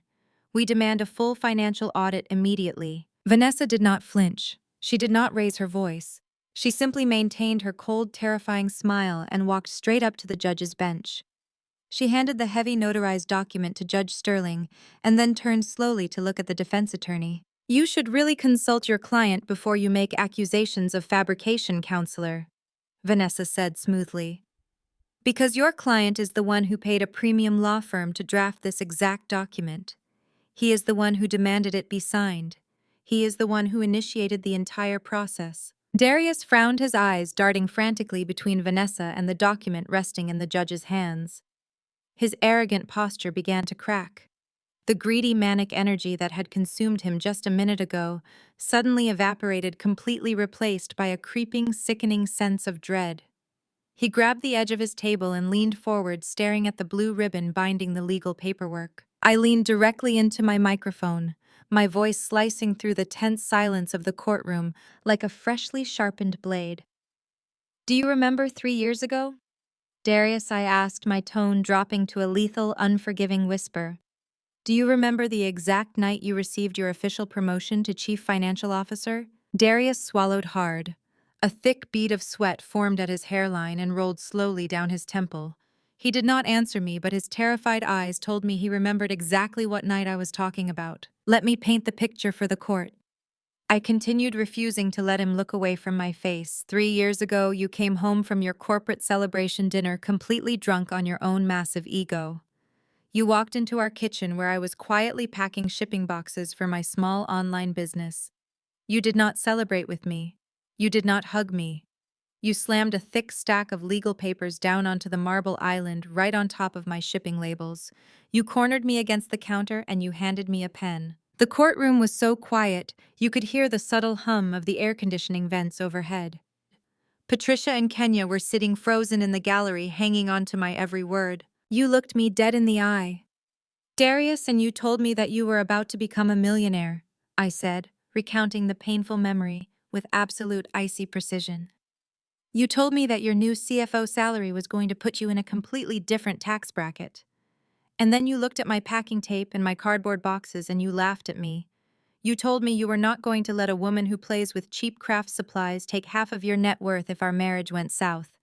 You told me my little business was a pathetic hobby, and you refused to let my financial inadequacy drag down your corporate legacy." Darius squeezed his eyes shut. His chest began to heave as his breathing turned into short, panicked gasps. He remembered. The devastating reality of his own arrogant actions was finally crashing down onto his shoulders. "The document you forced me to sign that night was a legally binding post-nuptial agreement," I stated, projecting my voice so every single person in the gallery could hear the magnitude of his foolishness. "You hired an expensive corporate lawyer to draft an ironclad contract. You forced me to agree to a very specific and unforgiving financial clause. The contract explicitly stated that any business entity formed incorporated, acquired or funded by either party from that exact date forward would remain the sole and separate property of the founding spouse. The contract mandated zero commingling of corporate assets and absolutely zero equitable distribution in the event of a divorce." I paused, letting the heavy weight of the legal terms settle over the room. "You wanted to protect your precious CFO millions from your broke wife. You were so terrified that I would ask you for a dime of your corporate salary that you legally severed our financial partnership. You rushed me to a 24-hour notary that very same night, and you practically ripped the pen out of my hand as soon as I signed on the dotted line." I leaned back in my chair and looked at my ex-husband with pure, unadulterated triumph. "But you were so blinded by your own narcissism, Darius, that you never bothered to pay attention to what I was actually doing in that guest bedroom. You never bothered to look at the shipping labels on those boxes. You thought I was selling cheap notebooks. You did not know I was securing massive supply chain contracts." I smiled, showing my teeth. "I happily signed your post-nuptial agreement, Darius. I signed it with a massive smile on my face. Because exactly 14 days after you forced me to sign away my rights to your corporate salary, I drove downtown to the Secretary of State office. I officially filed the Articles of Incorporation for Obsidian Holdings, LLC. The very next Monday, I registered the venture capital firm. 2 weeks later, I incorporated the logistics and supply chain network." Darius let out a loud, agonizing gasp. He grabbed his own hair with both hands, pulling hard as if trying to wake himself up from a brutal nightmare. Every single massive company I own, every piece of commercial real estate I acquired, every venture capital investment I made, was legally established after the ink on your post-nuptial agreement was entirely dry. I declared, my voice ringing with total victory. You locked your own doors, Darius. You built a legal fortress to keep me out of your bank account, and you accidentally locked yourself out of an empire. The defense attorney snatched the copy of the agreement Vanessa had placed on their table. He flipped frantically through the pages, his eyes scanning the dense legal jargon. He read the asset separation clause, and his shoulders instantly slumped. He dropped the paperwork onto the table like it was physically burning his hands. He looked at Darius with absolute disgust, realizing his client was not just a liar, but a colossal fool who had sabotaged his own billion-dollar payout. Judge Sterling finished reviewing the original document on her bench. She tapped her pen against the wood, her expression projecting a mix of judicial authority and deep satisfaction. She looked down at Darius, who was currently hyperventilating and shaking violently in his chair. "Mr. Washington," the judge said, her voice slicing through his panic. "I have thoroughly reviewed this post-nuptial agreement. It is impeccably drafted. It is properly witnessed, authenticated, and stamped by a licensed notary public. Furthermore, it was drafted by your own legal counsel, which means you cannot claim coercion or lack of understanding.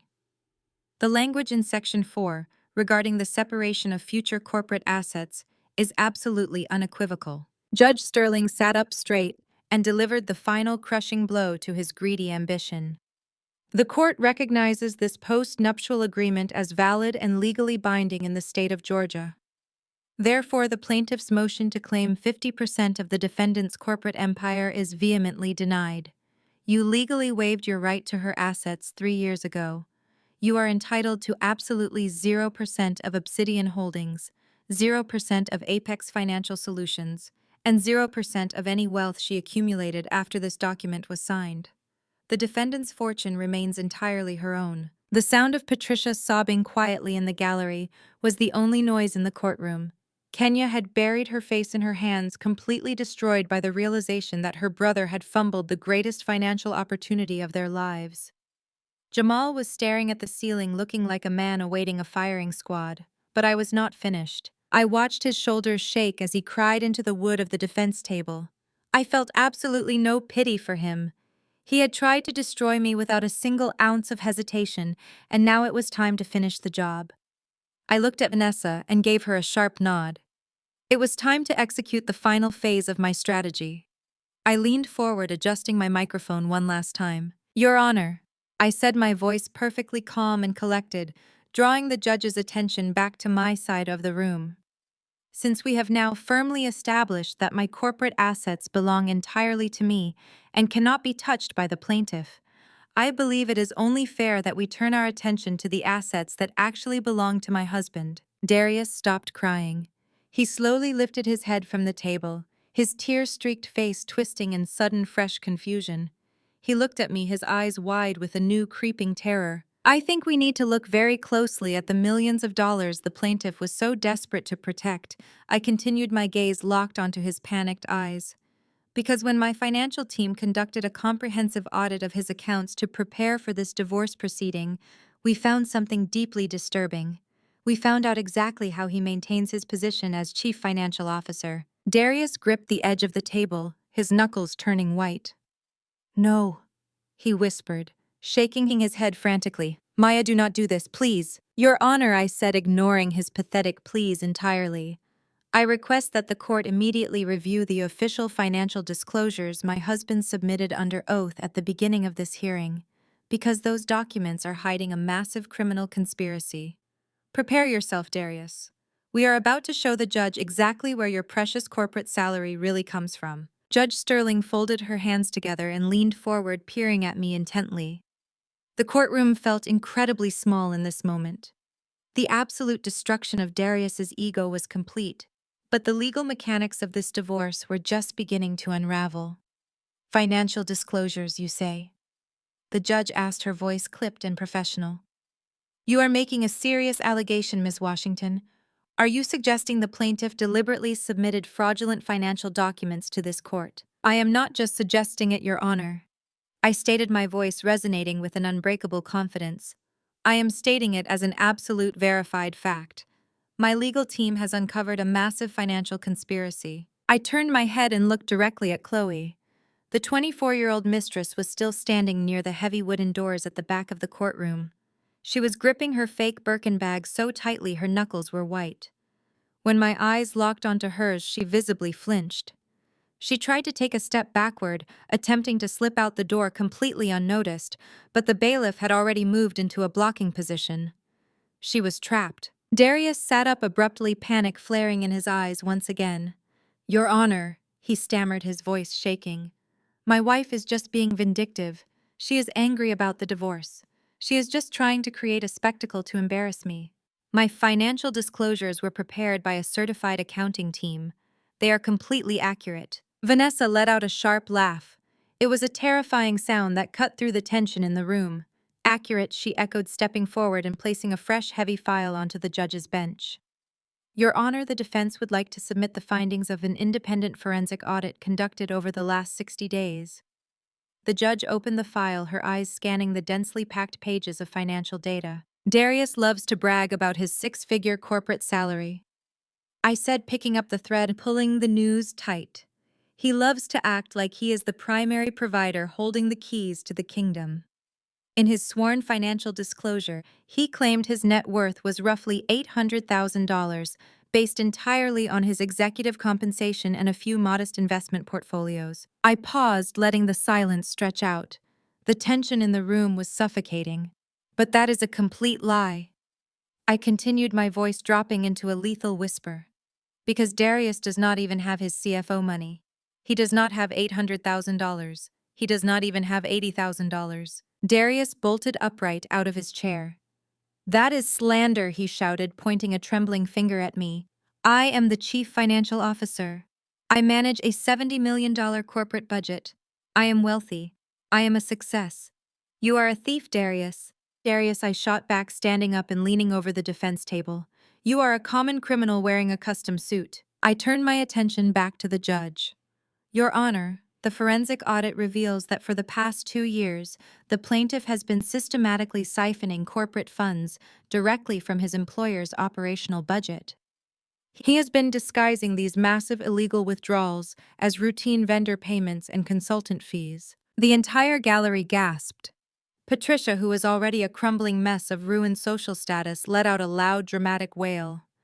Kenya covered her mouth with both hands, her eyes wide with absolute horror. They were watching their golden boy, the supposed financial genius of the family, transform into a certified felon right before their eyes. I did not keep this stolen money in a domestic account where it could be easily traced, I explained, pacing slowly behind my chair. He knew the divorce was coming. He planned to leave me with absolutely nothing, so he started hiding his assets. He wired hundreds of thousands of dollars into a secret offshore account in the Cayman Islands. He deliberately concealed this account from his sworn financial disclosure in a blatant attempt to defraud this court and leave me penniless. Judge Sterling flipped furiously through the pages of the forensic audit. The sharp rustling of paper filled the silent room. She stopped at a page marked with a bright red sticky note. Her eyes widened as she read the detailed breakdown of the offshore transfers. Mr. Washington, the judge said, her voice dangerously low. I am looking at wire transfer receipts totaling over $400,000 routed through a shell company registered in Grand Cayman. These transfers correspond exactly with the dates of the alleged vendor payments Ms. Reed highlighted in this audit. Darius was hyperventilating. His chest heaved as he frantically looked at his defense attorney. Tell her it is a mistake, he pleaded, his voice cracking. Tell her the audit is flawed. I did not steal anything. I am a respected executive. His lawyer slowly pushed his chair back and stood up. He did not look at Darius. He looked directly at the judge. Your Honor, the defense attorney said, his voice completely devoid of any emotion. I was absolutely unaware of any offshore accounts or alleged corporate embezzlement.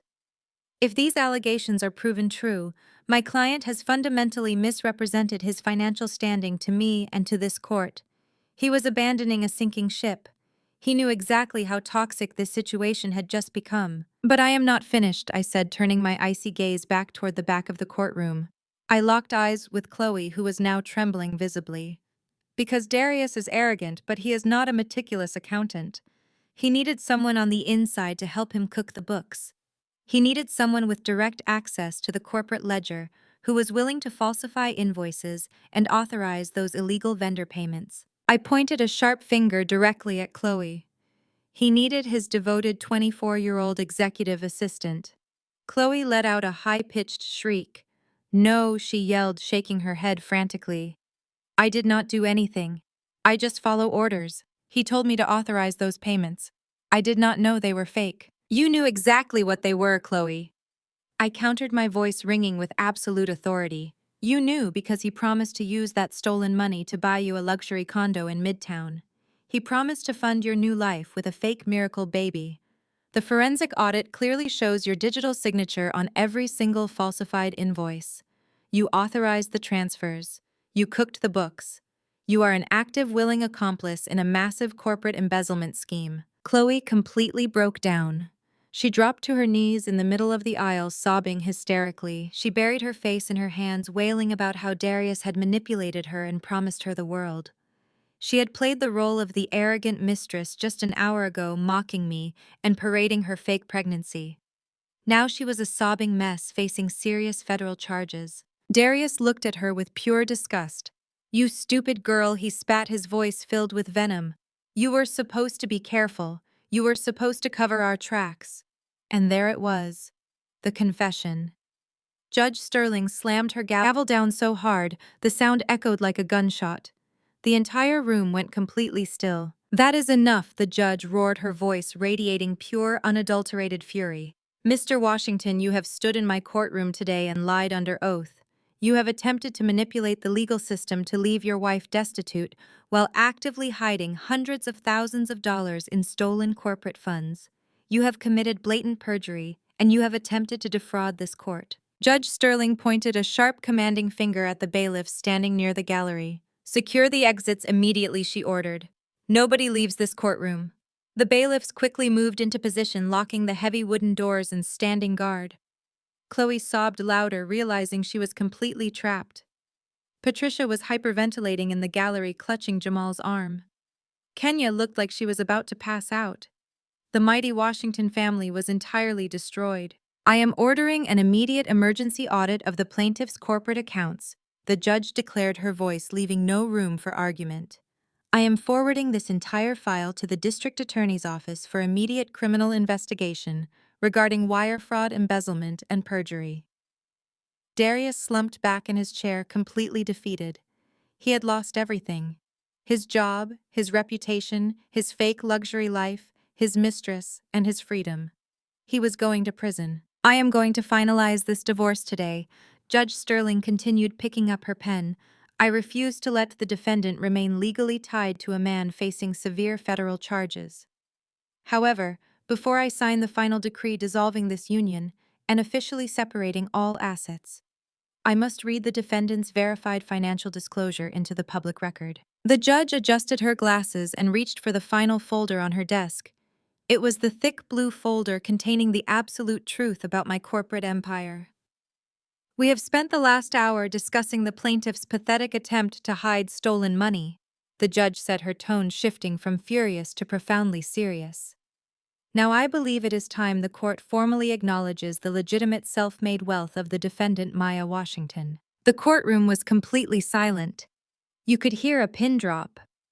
Darius slowly lifted his head, his bloodshot eyes staring at the judge. He was about to find out exactly how much money he had thrown away. He was about to hear the true numerical value of the empire he had so arrogantly dismissed. Prepare yourself, Darius, I thought, smiling coldly. This is the part that is going to break you completely. The courtroom was so quiet, you could hear the distinct rhythmic hum of the air conditioning unit working in the ceiling overhead. The heavy wooden doors at the back of the room were firmly locked and guarded by two armed bailiffs, making absolutely sure that nobody escaped the consequences of their actions today. Darius sat entirely frozen in his chair, his chest rising and falling in shallow, erratic breaths. His defense attorney had physically moved his leather chair a few inches away, putting visible distance between himself and his soon-to-be imprisoned client. Judge Olivia Sterling reached for the thick blue folder resting on the polished corner of her elevated bench. This was the certified financial disclosure Vanessa had submitted at the very beginning of the hearing. It was the document that detailed exactly what Darius had so casually walked away from. Judge Sterling untied the small string holding the folder closed. She flipped open the heavy cover. She placed her reading glasses delicately on the bridge of her nose and looked down at the very first page. I watched her eyes track across the paper. She turned to the second page. Then she turned to the third page. Suddenly, Judge Sterling stopped reading. She took a sharp, audible intake of breath.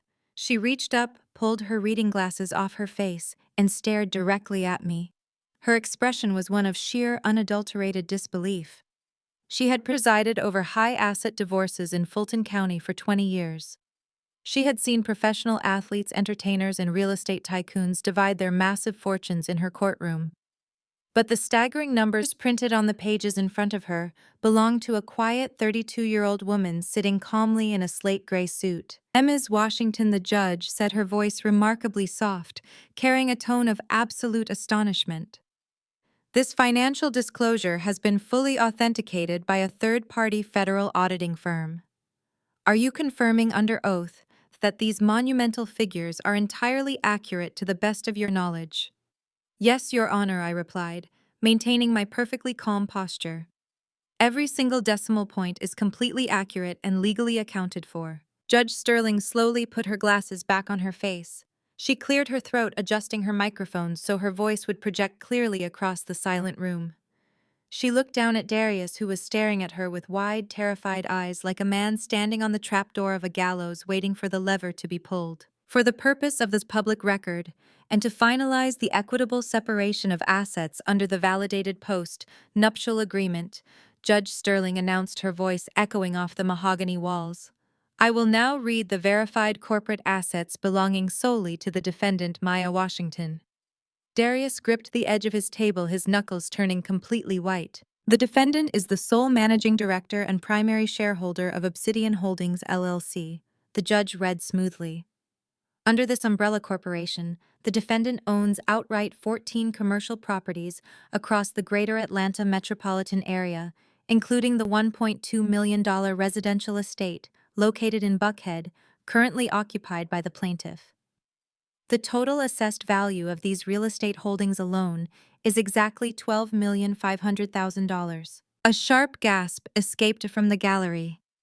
I could hear Kenya shifting violently in her wooden seat, her breathing hitching in her throat. But the judge was barely warming up. The defendant is also the sole founder and chief executive officer of Lumiere Logistics. Judge Sterling continued, turning to the next heavily documented page. This corporate entity operates a massive network of 7 e-commerce fulfillment and supply chain warehouses across the southeastern United States. The company holds active, lucrative distribution contracts with 3 major national retailers. The current market valuation of Lumiere Logistics is officially assessed at $48 million. Darius let out a choked, whimpering sound. He had spent years mocking my cardboard boxes and shipping tape. He had called my business a pathetic little arts and crafts hobby. He had ordered me to stop playing with packing supplies so I could iron his shirts for his corporate dinners.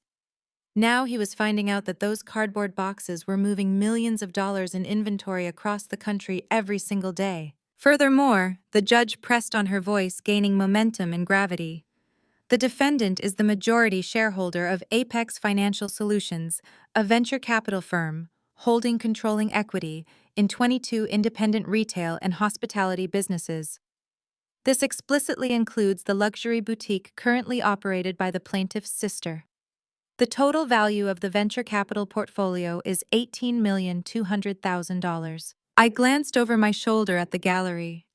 Patricia was staring blankly at the ceiling, her mouth hanging open in a state of catatonic shock. Kenya was gripping the wooden pew in front of her, shaking her head back and forth in a state of absolute denial. Judge Sterling turned to the final page of the summary report. Finally, the court recognizes the defendant's verified liquid assets, including diversified stock portfolios, corporate bonds, and high-yield savings accounts, totaling $6,700,000. The judge set the folder down and folded her hands together. She looked directly at Darius, who was currently sweating through his custom-tailored suit. Therefore, Judge Sterling declared, projecting her voice with a booming, lethal finality. The court officially recognizes the total verified net worth of the defendant, Maya Washington, as exactly $85,400,000. $85,400,000. The massive number hung in the air like a physical entity, crushing the oxygen completely out of the room. The silence that followed was so profound it felt heavy, pushing down on the shoulders of the Washington family until they simply snapped under the immense pressure. The physical manifestation of shock rippled violently through the gallery behind me. Patricia let out a strange, high-pitched squeak. It sounded like a balloon rapidly losing air. She tried to stand up, reaching a shaking hand toward the judge, but her legs completely gave out beneath her. The great matriarch of Atlanta high society, the woman who had tormented me for a decade over my lack of pedigree, literally fainted. Her eyes rolled back into her head and she collapsed backward heavily into Jamal's arms. Jamal panicked, struggling under her dead weight. He yelled for help, completely abandoning his tough guy persona as he desperately tried to keep his unconscious mother-in-law from sliding onto the hard tile floor. Kenya did not help her husband. Kenya was entirely consumed by her own catastrophic realization. She stared at the back of my head, her eyes wide with a manic, frantic energy. She let out a loud, ugly sob that tore violently from her throat. The realization hit her like a runaway freight train. She had spent 10 years treating a woman worth $85 million like absolute garbage. If Kenya had just been a decent human being, if she had just treated me with a single ounce of respect, she could have had unlimited access to genuine generational wealth. I could have funded her boutique effortlessly. I could have elevated her entire life. Instead, she had chosen to be a bitter, hateful bully, and now she had lost her business and her only connection to a massive fortune. Kenya buried her face in her hands and sobbed uncontrollably, her cries echoing loudly over the chaos of her unconscious mother. But the most spectacular reaction belonged to my soon-to-be ex-husband. Darius Washington, the man who had strutted into this courtroom demanding to leave me destitute, could no longer support the weight of his own existence.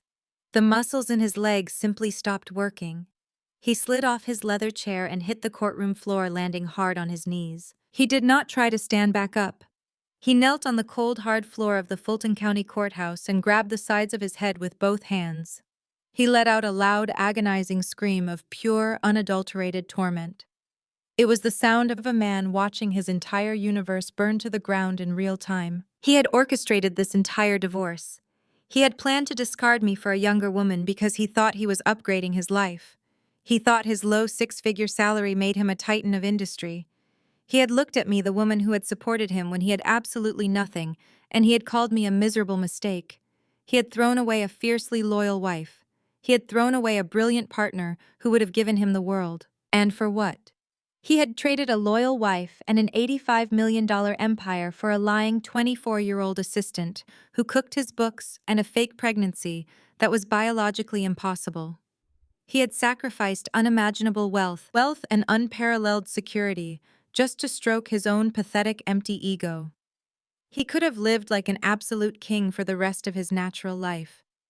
Instead, he was kneeling on the floor, a bankrupt, sterile criminal, watching his mother faint and his sister wail in agony. Darius looked up at me from his knees. His face was soaked in tears and sweat. His eyes were wide, filled with a desperate, pleading panic. "Maya," he choked out, his voice barely a whisper, reaching a trembling hand toward me from the floor. "Maya, please. You cannot let this happen. I am your husband. I love you. We can fix this. I will do whatever you want. Please do not leave me like this." I looked down at the man kneeling in front of me. I felt absolutely nothing. The love I once had for him had been systematically beaten out of me by years of his arrogance and cruelty. I simply adjusted my suit jacket and looked away, turning my attention back to the bench. Judge Sterling picked up her heavy wooden gavel. She looked at the pathetic mess of a man crying on the floor, and then she looked at me with a nod of profound respect. Based on the overwhelming evidence presented today and the verified financial disclosures, this court grants the petition for divorce. Judge Sterling announced, her voice booming over the sound of Kenya's sobbing. The marriage between Darius Washington and Maya Washington is officially dissolved. The separation of assets is finalized strictly according to the terms of the validated post-nuptial agreement. The defendant retains 100% of her corporate holdings. Judge Sterling struck the gavel violently against the sounding block. The sharp, loud crack finalized my absolute freedom. However, the judge continued, her voice instantly turning cold and lethal. Mr. Washington's business in this courthouse is far from over. Before Darius could even process her words, the two armed bailiffs standing near the gallery unclipped the heavy metal handcuffs from their utility belts. They bypassed the swinging wooden gate and immediately stepped forward, walking purposefully directly toward Darius. The heavy footsteps of the armed bailiffs echoed sharply against the polished marble floor as they closed the distance between the gallery and the defense table. Darius was still on his knees. His hands were gripping the sides of his head, and his expensive custom-tailored suit was completely wrinkled and soaked in his own terrified sweat. He looked up just in time to see the two uniformed officers looming over him. He scrambled backward, trying to scramble away like a cornered rat, but there was nowhere left to hide. He had spent the entire morning acting like the king of the world, and now he was crawling on the floor of a courtroom, completely stripped of his power and his dignity. Judge Olivia Sterling looked down at him from her elevated bench. Her expression was devoid of any sympathy. She had seen greedy, arrogant men try to abuse the legal system before, but Darius had taken his deception to a level that demanded immediate and severe retribution. Darius Washington, the judge, announced, her voice slicing through his pathetic whimpering. Based on the overwhelming and irrefutable forensic evidence presented to this court today, I am issuing an immediate bench warrant for your arrest. You are hereby charged with multiple counts of perjury for blatantly lying under oath on your verified financial disclosures. You are charged with severe contempt of court for your malicious attempt to defraud the legal system and manipulate this divorce proceeding. Furthermore, I am officially holding you over for federal investigators regarding the suspected corporate embezzlement and wire fraud tied to your offshore accounts in the Cayman Islands. Darius let out a strangled, agonizing cry as the bailiffs grabbed him by the shoulders and hauled him roughly to his feet. He tried to pull his arms away, but the officers were completely unbothered by his struggling. They twisted his arms behind his back.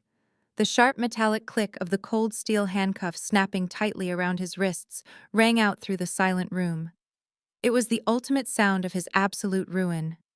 The golden boy of high society, the man who had bragged about replacing me with a younger woman and draining my bank accounts, was now officially a shackled criminal. Mom, Darius screamed, his voice cracking with pure, unadulterated panic. Mom, please help me. Do not let them take me. Call somebody. Call your friends. But Patricia could not help him. The great matriarch of the Washington family was still slumped over in the wooden pew of the gallery, barely conscious after fainting from the shock of her own financial ruin. Jamal was kneeling next to her, fanning her face with a court program, but he was entirely paralyzed by his own fear. Jamal knew that my venture capital firm held the unredacted ledgers proving he had been stealing earnest money from his real estate clients. He knew that if he said a single word in defense of Darius, Fry would immediately forward his files to the Federal Bureau of Investigation. So Jamal kept his mouth shut and looked down at the floor, completely abandoning his brother-in-law. Kenya was curled up in a ball next to them, sobbing so hard she could barely breathe. She had just lost her luxury boutique and her entire fake identity. The family that had tormented me for a decade was entirely broken and incapable of saving their precious son. Realizing his mother could not save him, Darius whipped his head around, frantically searching the room for his last remaining lifeline. He looked toward the back of the courtroom, searching for the woman he had thrown away our 10-year marriage to be with. Chloe, Darius yelled, his voice dripping with desperation. Chloe, call my lawyer. Call the office. We have to fix the ledgers. You have to tell them I did not force you to sign those offshore transfers. Tell them it was a corporate mistake. But Chloe was not going to save him either. The 24-year-old assistant was standing near the heavy wooden doors, clutching her fake orange designer handbag against her chest. She looked at Darius struggling in handcuffs, and the reality of the situation washed over her face. The man she had been sleeping with was not a wealthy executive. He was a sterile, broke fraud who was about to go to federal prison for embezzlement. He had no mansion in Buckhead. He had no millions to spend on diamond rings and luxury condos. He had absolutely nothing to offer her except a front-row seat to a federal indictment. She knew that the forensic audit showed her digital signature on the falsified invoices. If she stayed in this courtroom, she was going to be arrested right alongside him as an active accomplice to wire fraud. Chloe did not say a single word to the man she had proudly claimed to love just an hour ago. She turned her back on him completely. She pushed her body weight against the heavy wooden doors, shoving them open and sprinting out into the hallway. The rapid, frantic clicking of her stilettos echoed down the corridor as she ran away as fast as her legs could carry her, abandoning Darius to face his catastrophic downfall entirely alone. She took her fake miracle baby and her counterfeit handbag and vanished, leaving Darius with absolutely nothing but the crushing weight of his own terrible choices. "No," Darius wailed, watching the heavy doors swing shut behind her. "No, you cannot leave me here. Come back." The bailiffs grabbed him by the biceps, jerking him forward to begin the walk toward the holding cells located behind the judge's bench. His expensive custom suit was twisted and ruined. His freshly cut hair was plastered to his forehead with sweat. He was hyperventilating, his chest heaving, as the absolute reality of his lost freedom set in. He was going to lose his high-paying corporate job by the end of the business day. He was going to face years in a federal penitentiary. He had thrown away a fiercely loyal wife and an $85 million empire for a fleeting moment of ego and a lying assistant who ran at the first sign of trouble. "Wait!" Darius begged, dragging his feet against the polished marble floor as the officers pulled him toward the exit. "Wait, please. Maya. Maya." He twisted his body around to look at me. His bloodshot eyes were wide with a pathetic, desperate, pleading terror. The arrogant man who had slid a crumpled settlement across the table and told me to go back to the hood was now begging for my mercy. "Maya, please help me!" Darius cried out, tears streaming down his face and dripping off his chin. "You have $85 million. You have more money than we could ever spend. Please pay my bail. Please hire a good defense lawyer for me. I am so sorry. I was stupid. I was blinded by the corporate pressure. I promise I will change. I will do whatever you want. I will spend the rest of my life making this up to you. Just please do not let them lock me in a cage. You are my wife. You promised to love me through thick and thin." I stood up slowly from the defense table, smoothing the front of my tailored slate gray suit. I picked up my leather briefcase and looked at the man who had systematically tried to destroy my self-worth for a decade. I looked at the man who had allowed his mother and sister to treat me like garbage, who had mocked my business, and who had paraded his pregnant mistress in front of me to break my heart. I felt a profound sense of absolute peace wash over my entire body. The heavy burden I had carried for 10 long years was completely gone. I looked him dead in his terrified, bloodshot eyes. I did not raise my voice. I did not yell. I simply let my words carry across the quiet courtroom with a lethal, freezing clarity. "I do not fund failures, Darius," I said, mirroring the exact cruel words he had used against me at the very beginning of the hearing. Darius let out a loud, agonizing sob as the words struck him right in the chest. He completely collapsed, losing all remaining strength in his legs. The bailiffs had to physically drag his dead weight across the floor, pulling him through the side door and out of the courtroom.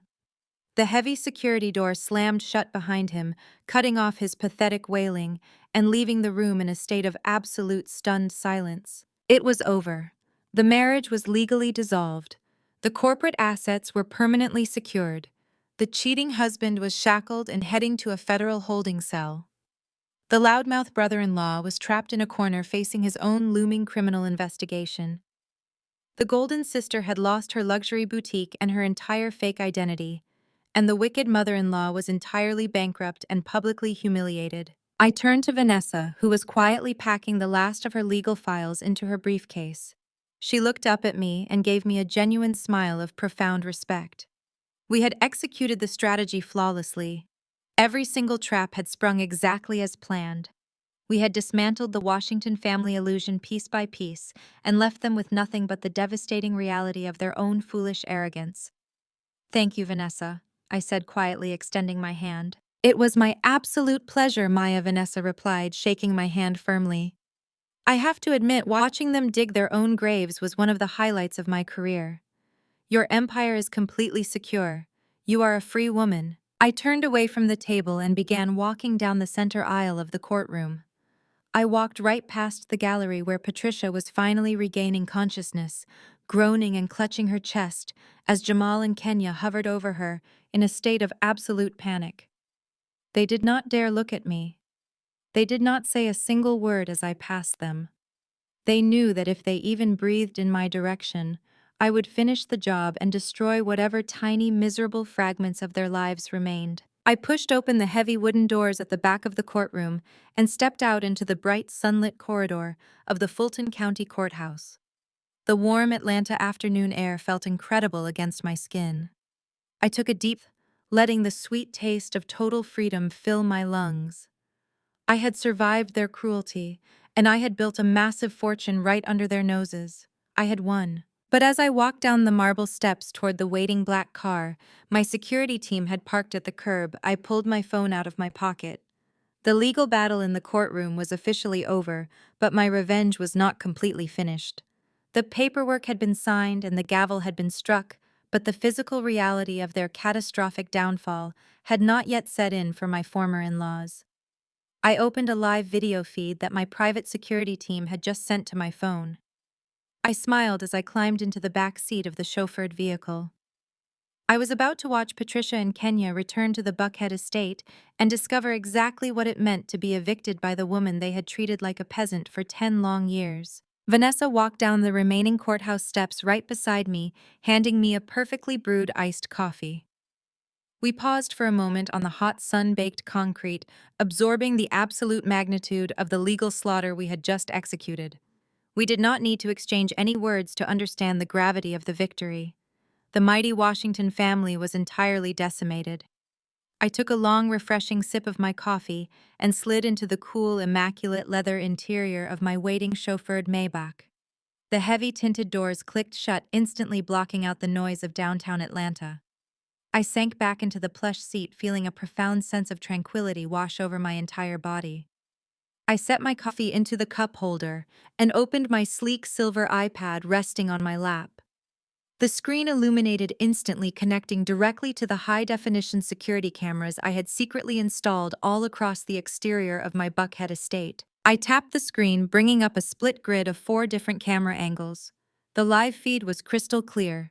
The $1.2 million property looked absolutely stunning in the late afternoon Georgia sun. The manicured green lawns, the towering oak trees, and the massive wrought-iron security gates stood as a monument to my hard-earned wealth.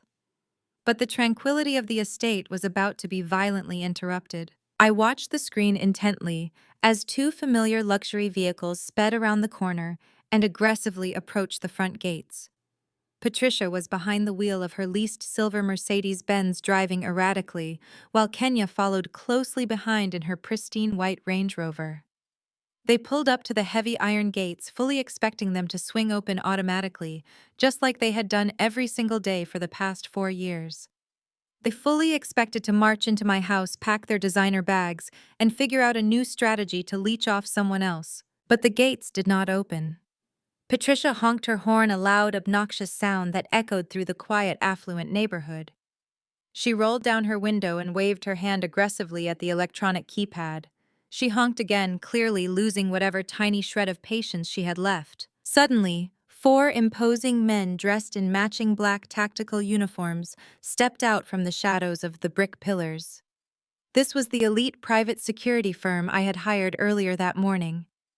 They were large, unsmiling professionals who did not care about Atlanta high society or country club memberships. They stood shoulder to shoulder, forming an impenetrable human wall directly in front of the iron gates. I turned the volume up on my iPad, allowing the audio feed to fill the quiet cabin of my Maybach. "Open these gates immediately," Patricia shrieked.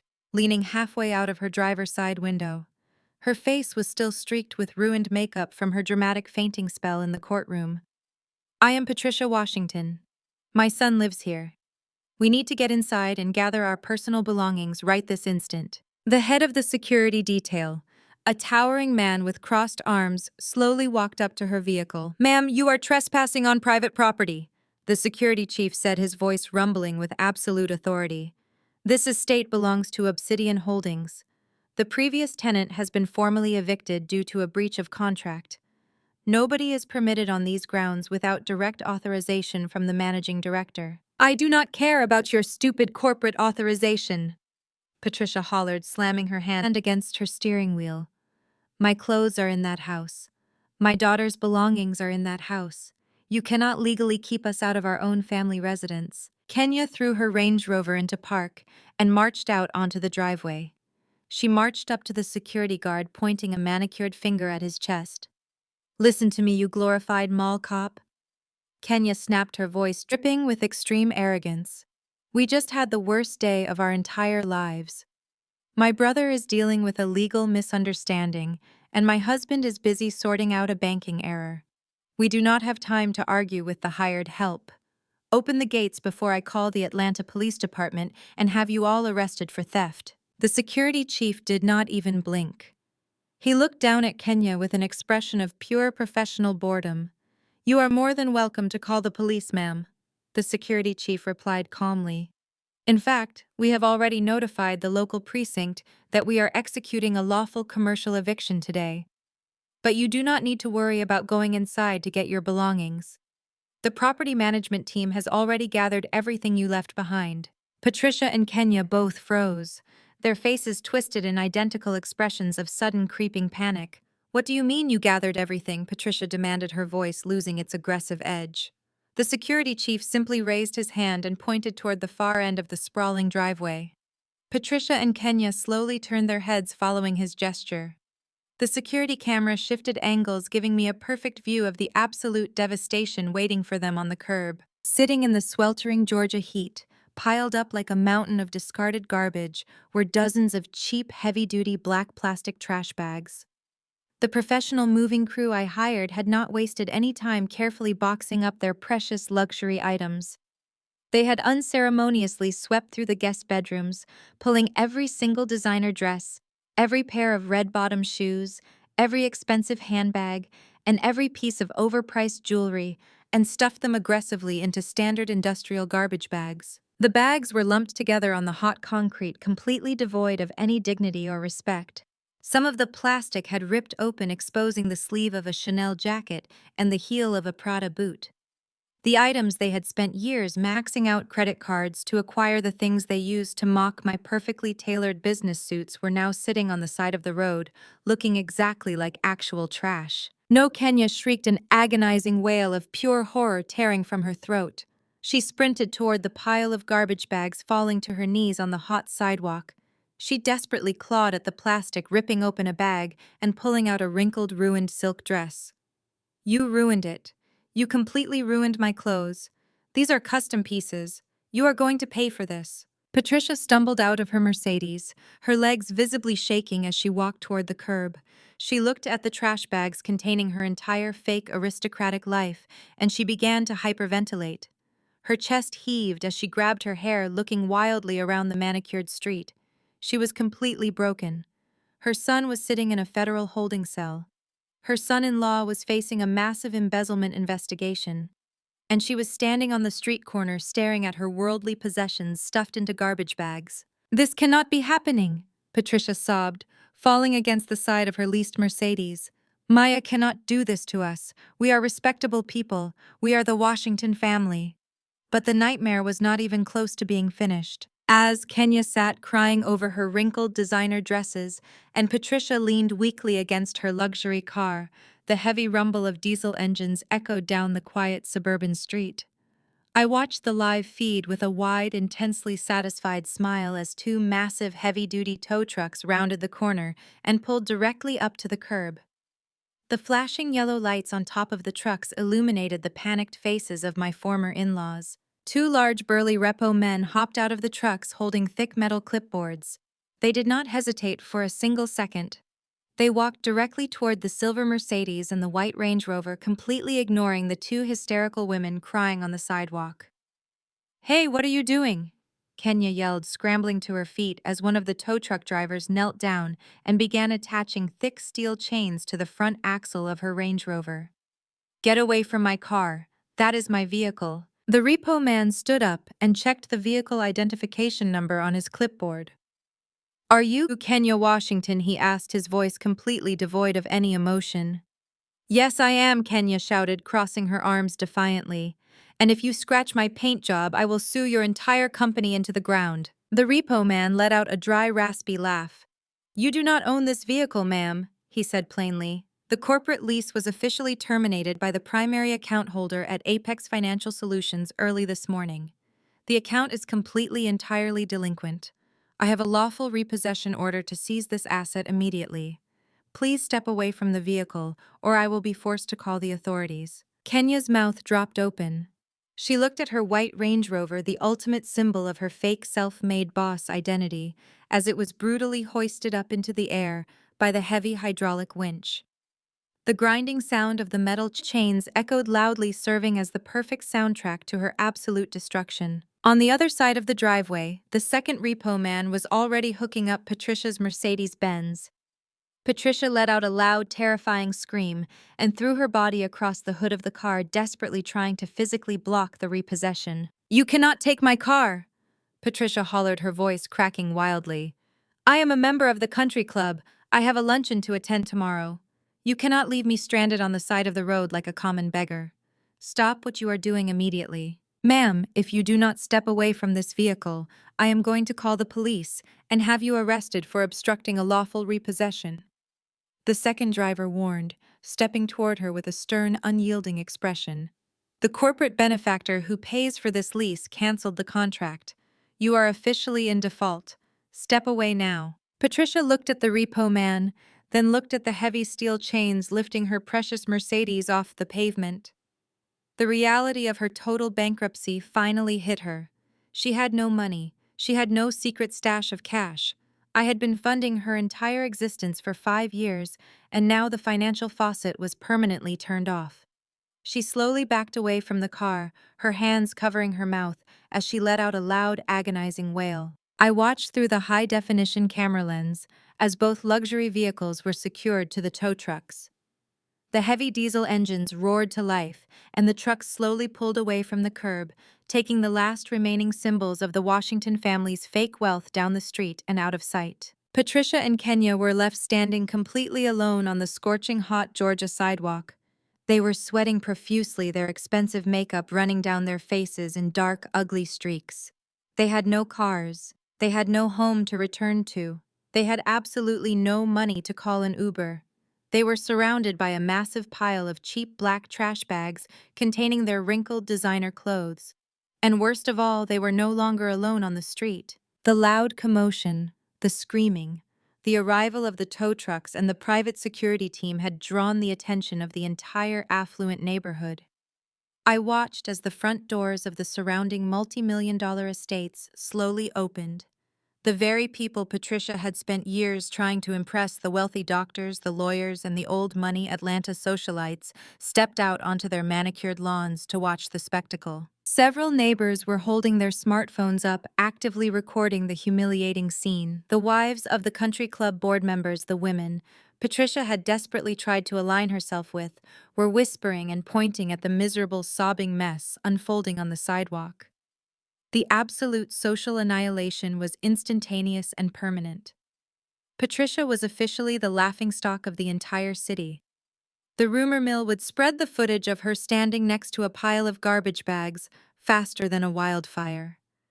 They were completely, utterly ruined and ostracized from polite society forever. I sat in the back of my luxurious chauffeured Maybach, watching the magnificent symphony of their destruction play out perfectly on my screen. I took a long, slow sip of my iced coffee, letting the sweet taste of absolute victory wash over my palate. They had tried to break me. They had tried to steal my wealth and destroy my dignity. But I had outplayed them at every single turn. I reached forward, tapping the screen to end the live video feed. The picture went black. I closed the leather cover of my iPad with a loud, highly satisfied snap. The heavy tinted windows of the Maybach offered me a completely insulated view of the world outside. The chaotic sounds of the city, the blaring horns, the aggressive traffic, and the relentless humidity of Atlanta were entirely sealed off. I sat back against the pristine white leather, running my hand over the smooth surface of the seat. The sheer power of the vehicle moving effortlessly down the highway felt like a perfect physical manifestation of my own life. I was no longer struggling to keep up. I was entirely in control, dictating my own speed and my own direction. We pulled away from the towering skyline of downtown Atlanta, leaving the courthouse and the absolute ruins of the Washington family far behind us in the rearview mirror. The ride was silent, allowing me the space to finally process the overwhelming magnitude of what had transpired over the last 3 hours. I closed my eyes and let out a long, slow breath. The heavy, suffocating weight that had pressed down on my chest for 10 long years was completely gone. For a decade, I had allowed myself to be defined by people who were fundamentally incapable of recognizing my value. I thought back to the countless family dinners where Patricia had openly mocked my background, calling me a charity case because I did not grow up with a trust fund. I remembered Kenya sneering at my handmade dresses and Jamal laughing at my modest car. They had labeled me the black sheep of the Washington family, a broken, defective woman who was lucky to be tolerated by their golden boy. They had built an entire ecosystem of hatred around me, fueled entirely by their own deep-seated insecurities. They hated me because I did not need their fake status to feel whole. They hated me because I possessed the one thing they could never buy: genuine self-made resilience. I had started with absolutely nothing and built an empire while they started with privilege and squandered it all on leased cars and counterfeit designer bags. I did not just survive their toxic psychological warfare, I completely outgrew them. I had elevated myself to a level of success they could not even comprehend, and then I had systematically dismantled their entire fraudulent existence using their own greed as the ultimate weapon. Darius was going to spend the best years of his life sitting in a federal penitentiary, realizing every single day that he threw away an $85 million fortune for a 24-year-old assistant who abandoned him the second the money disappeared. He would have decades to think about the post-nuptial agreement he so arrogantly forced me to sign. Patricia and Kenya were going to have to learn how to navigate the world without their luxury cars and their country club memberships. They were going to have to face the cold, harsh reality of being broke and ostracized from the very society they had worshipped. They were no longer my problem. They were just a cautionary tale, a closed chapter in a much larger, much more magnificent story. The Maybach slowed to a smooth stop. I opened my eyes and looked out the window. We had arrived at the private aviation terminal at DeKalb Peachtree Airport. The sun was beginning to set, casting a brilliant golden glow over the tarmac. Sitting on the runway, gleaming under the Georgia sky, was my private Gulfstream G650 jet. The sleek white aircraft bore a subtle obsidian logo on the tail fin. The driver quickly exited the vehicle and opened my door, offering a respectful nod as I stepped out onto the tarmac. The warm evening air wrapped around me, but it no longer felt oppressive. It felt like absolute freedom. I walked toward the steps of the Gulfstream, the crisp clicking of my heels echoing against the pavement. Standing at the top of the stairs waiting for me was Marcus, my lead logistics director for the European division of Lumiere Logistics. Marcus was a brilliant strategist, fiercely loyal, and completely unbothered by Atlanta high society drama. He was dressed in a sharp navy suit holding a crystal flute filled with sparkling champagne. "Good evening, Maya," Marcus said, his voice carrying a warm professional respect as I reached the top of the stairs. "I trust the legal proceedings concluded favorably." I took the champagne flute from his hand and offered him a genuine, brilliant smile. "The proceedings were incredibly efficient," Marcus, I replied. "The corporate assets are entirely secure, and the trash has been permanently taken to the curb. We are ready to move forward." "Excellent," Marcus nodded, stepping aside to let me enter the luxurious cabin of the jet. "The pilots are finishing their pre-flight checks. We are cleared for immediate departure. The acquisitions team in Paris is expecting us for the opening summit tomorrow morning. The European expansion is perfectly on schedule. I walked into the cabin, sinking into a plush leather seat by the large oval window. The flight attendant offered me a warm towel and a menu for the overnight flight, but I politely declined. I just wanted to sit in the quiet luxury of the moment and enjoy the view. I looked out the window as the jet engines roared to life, the massive turbines vibrating with immense power.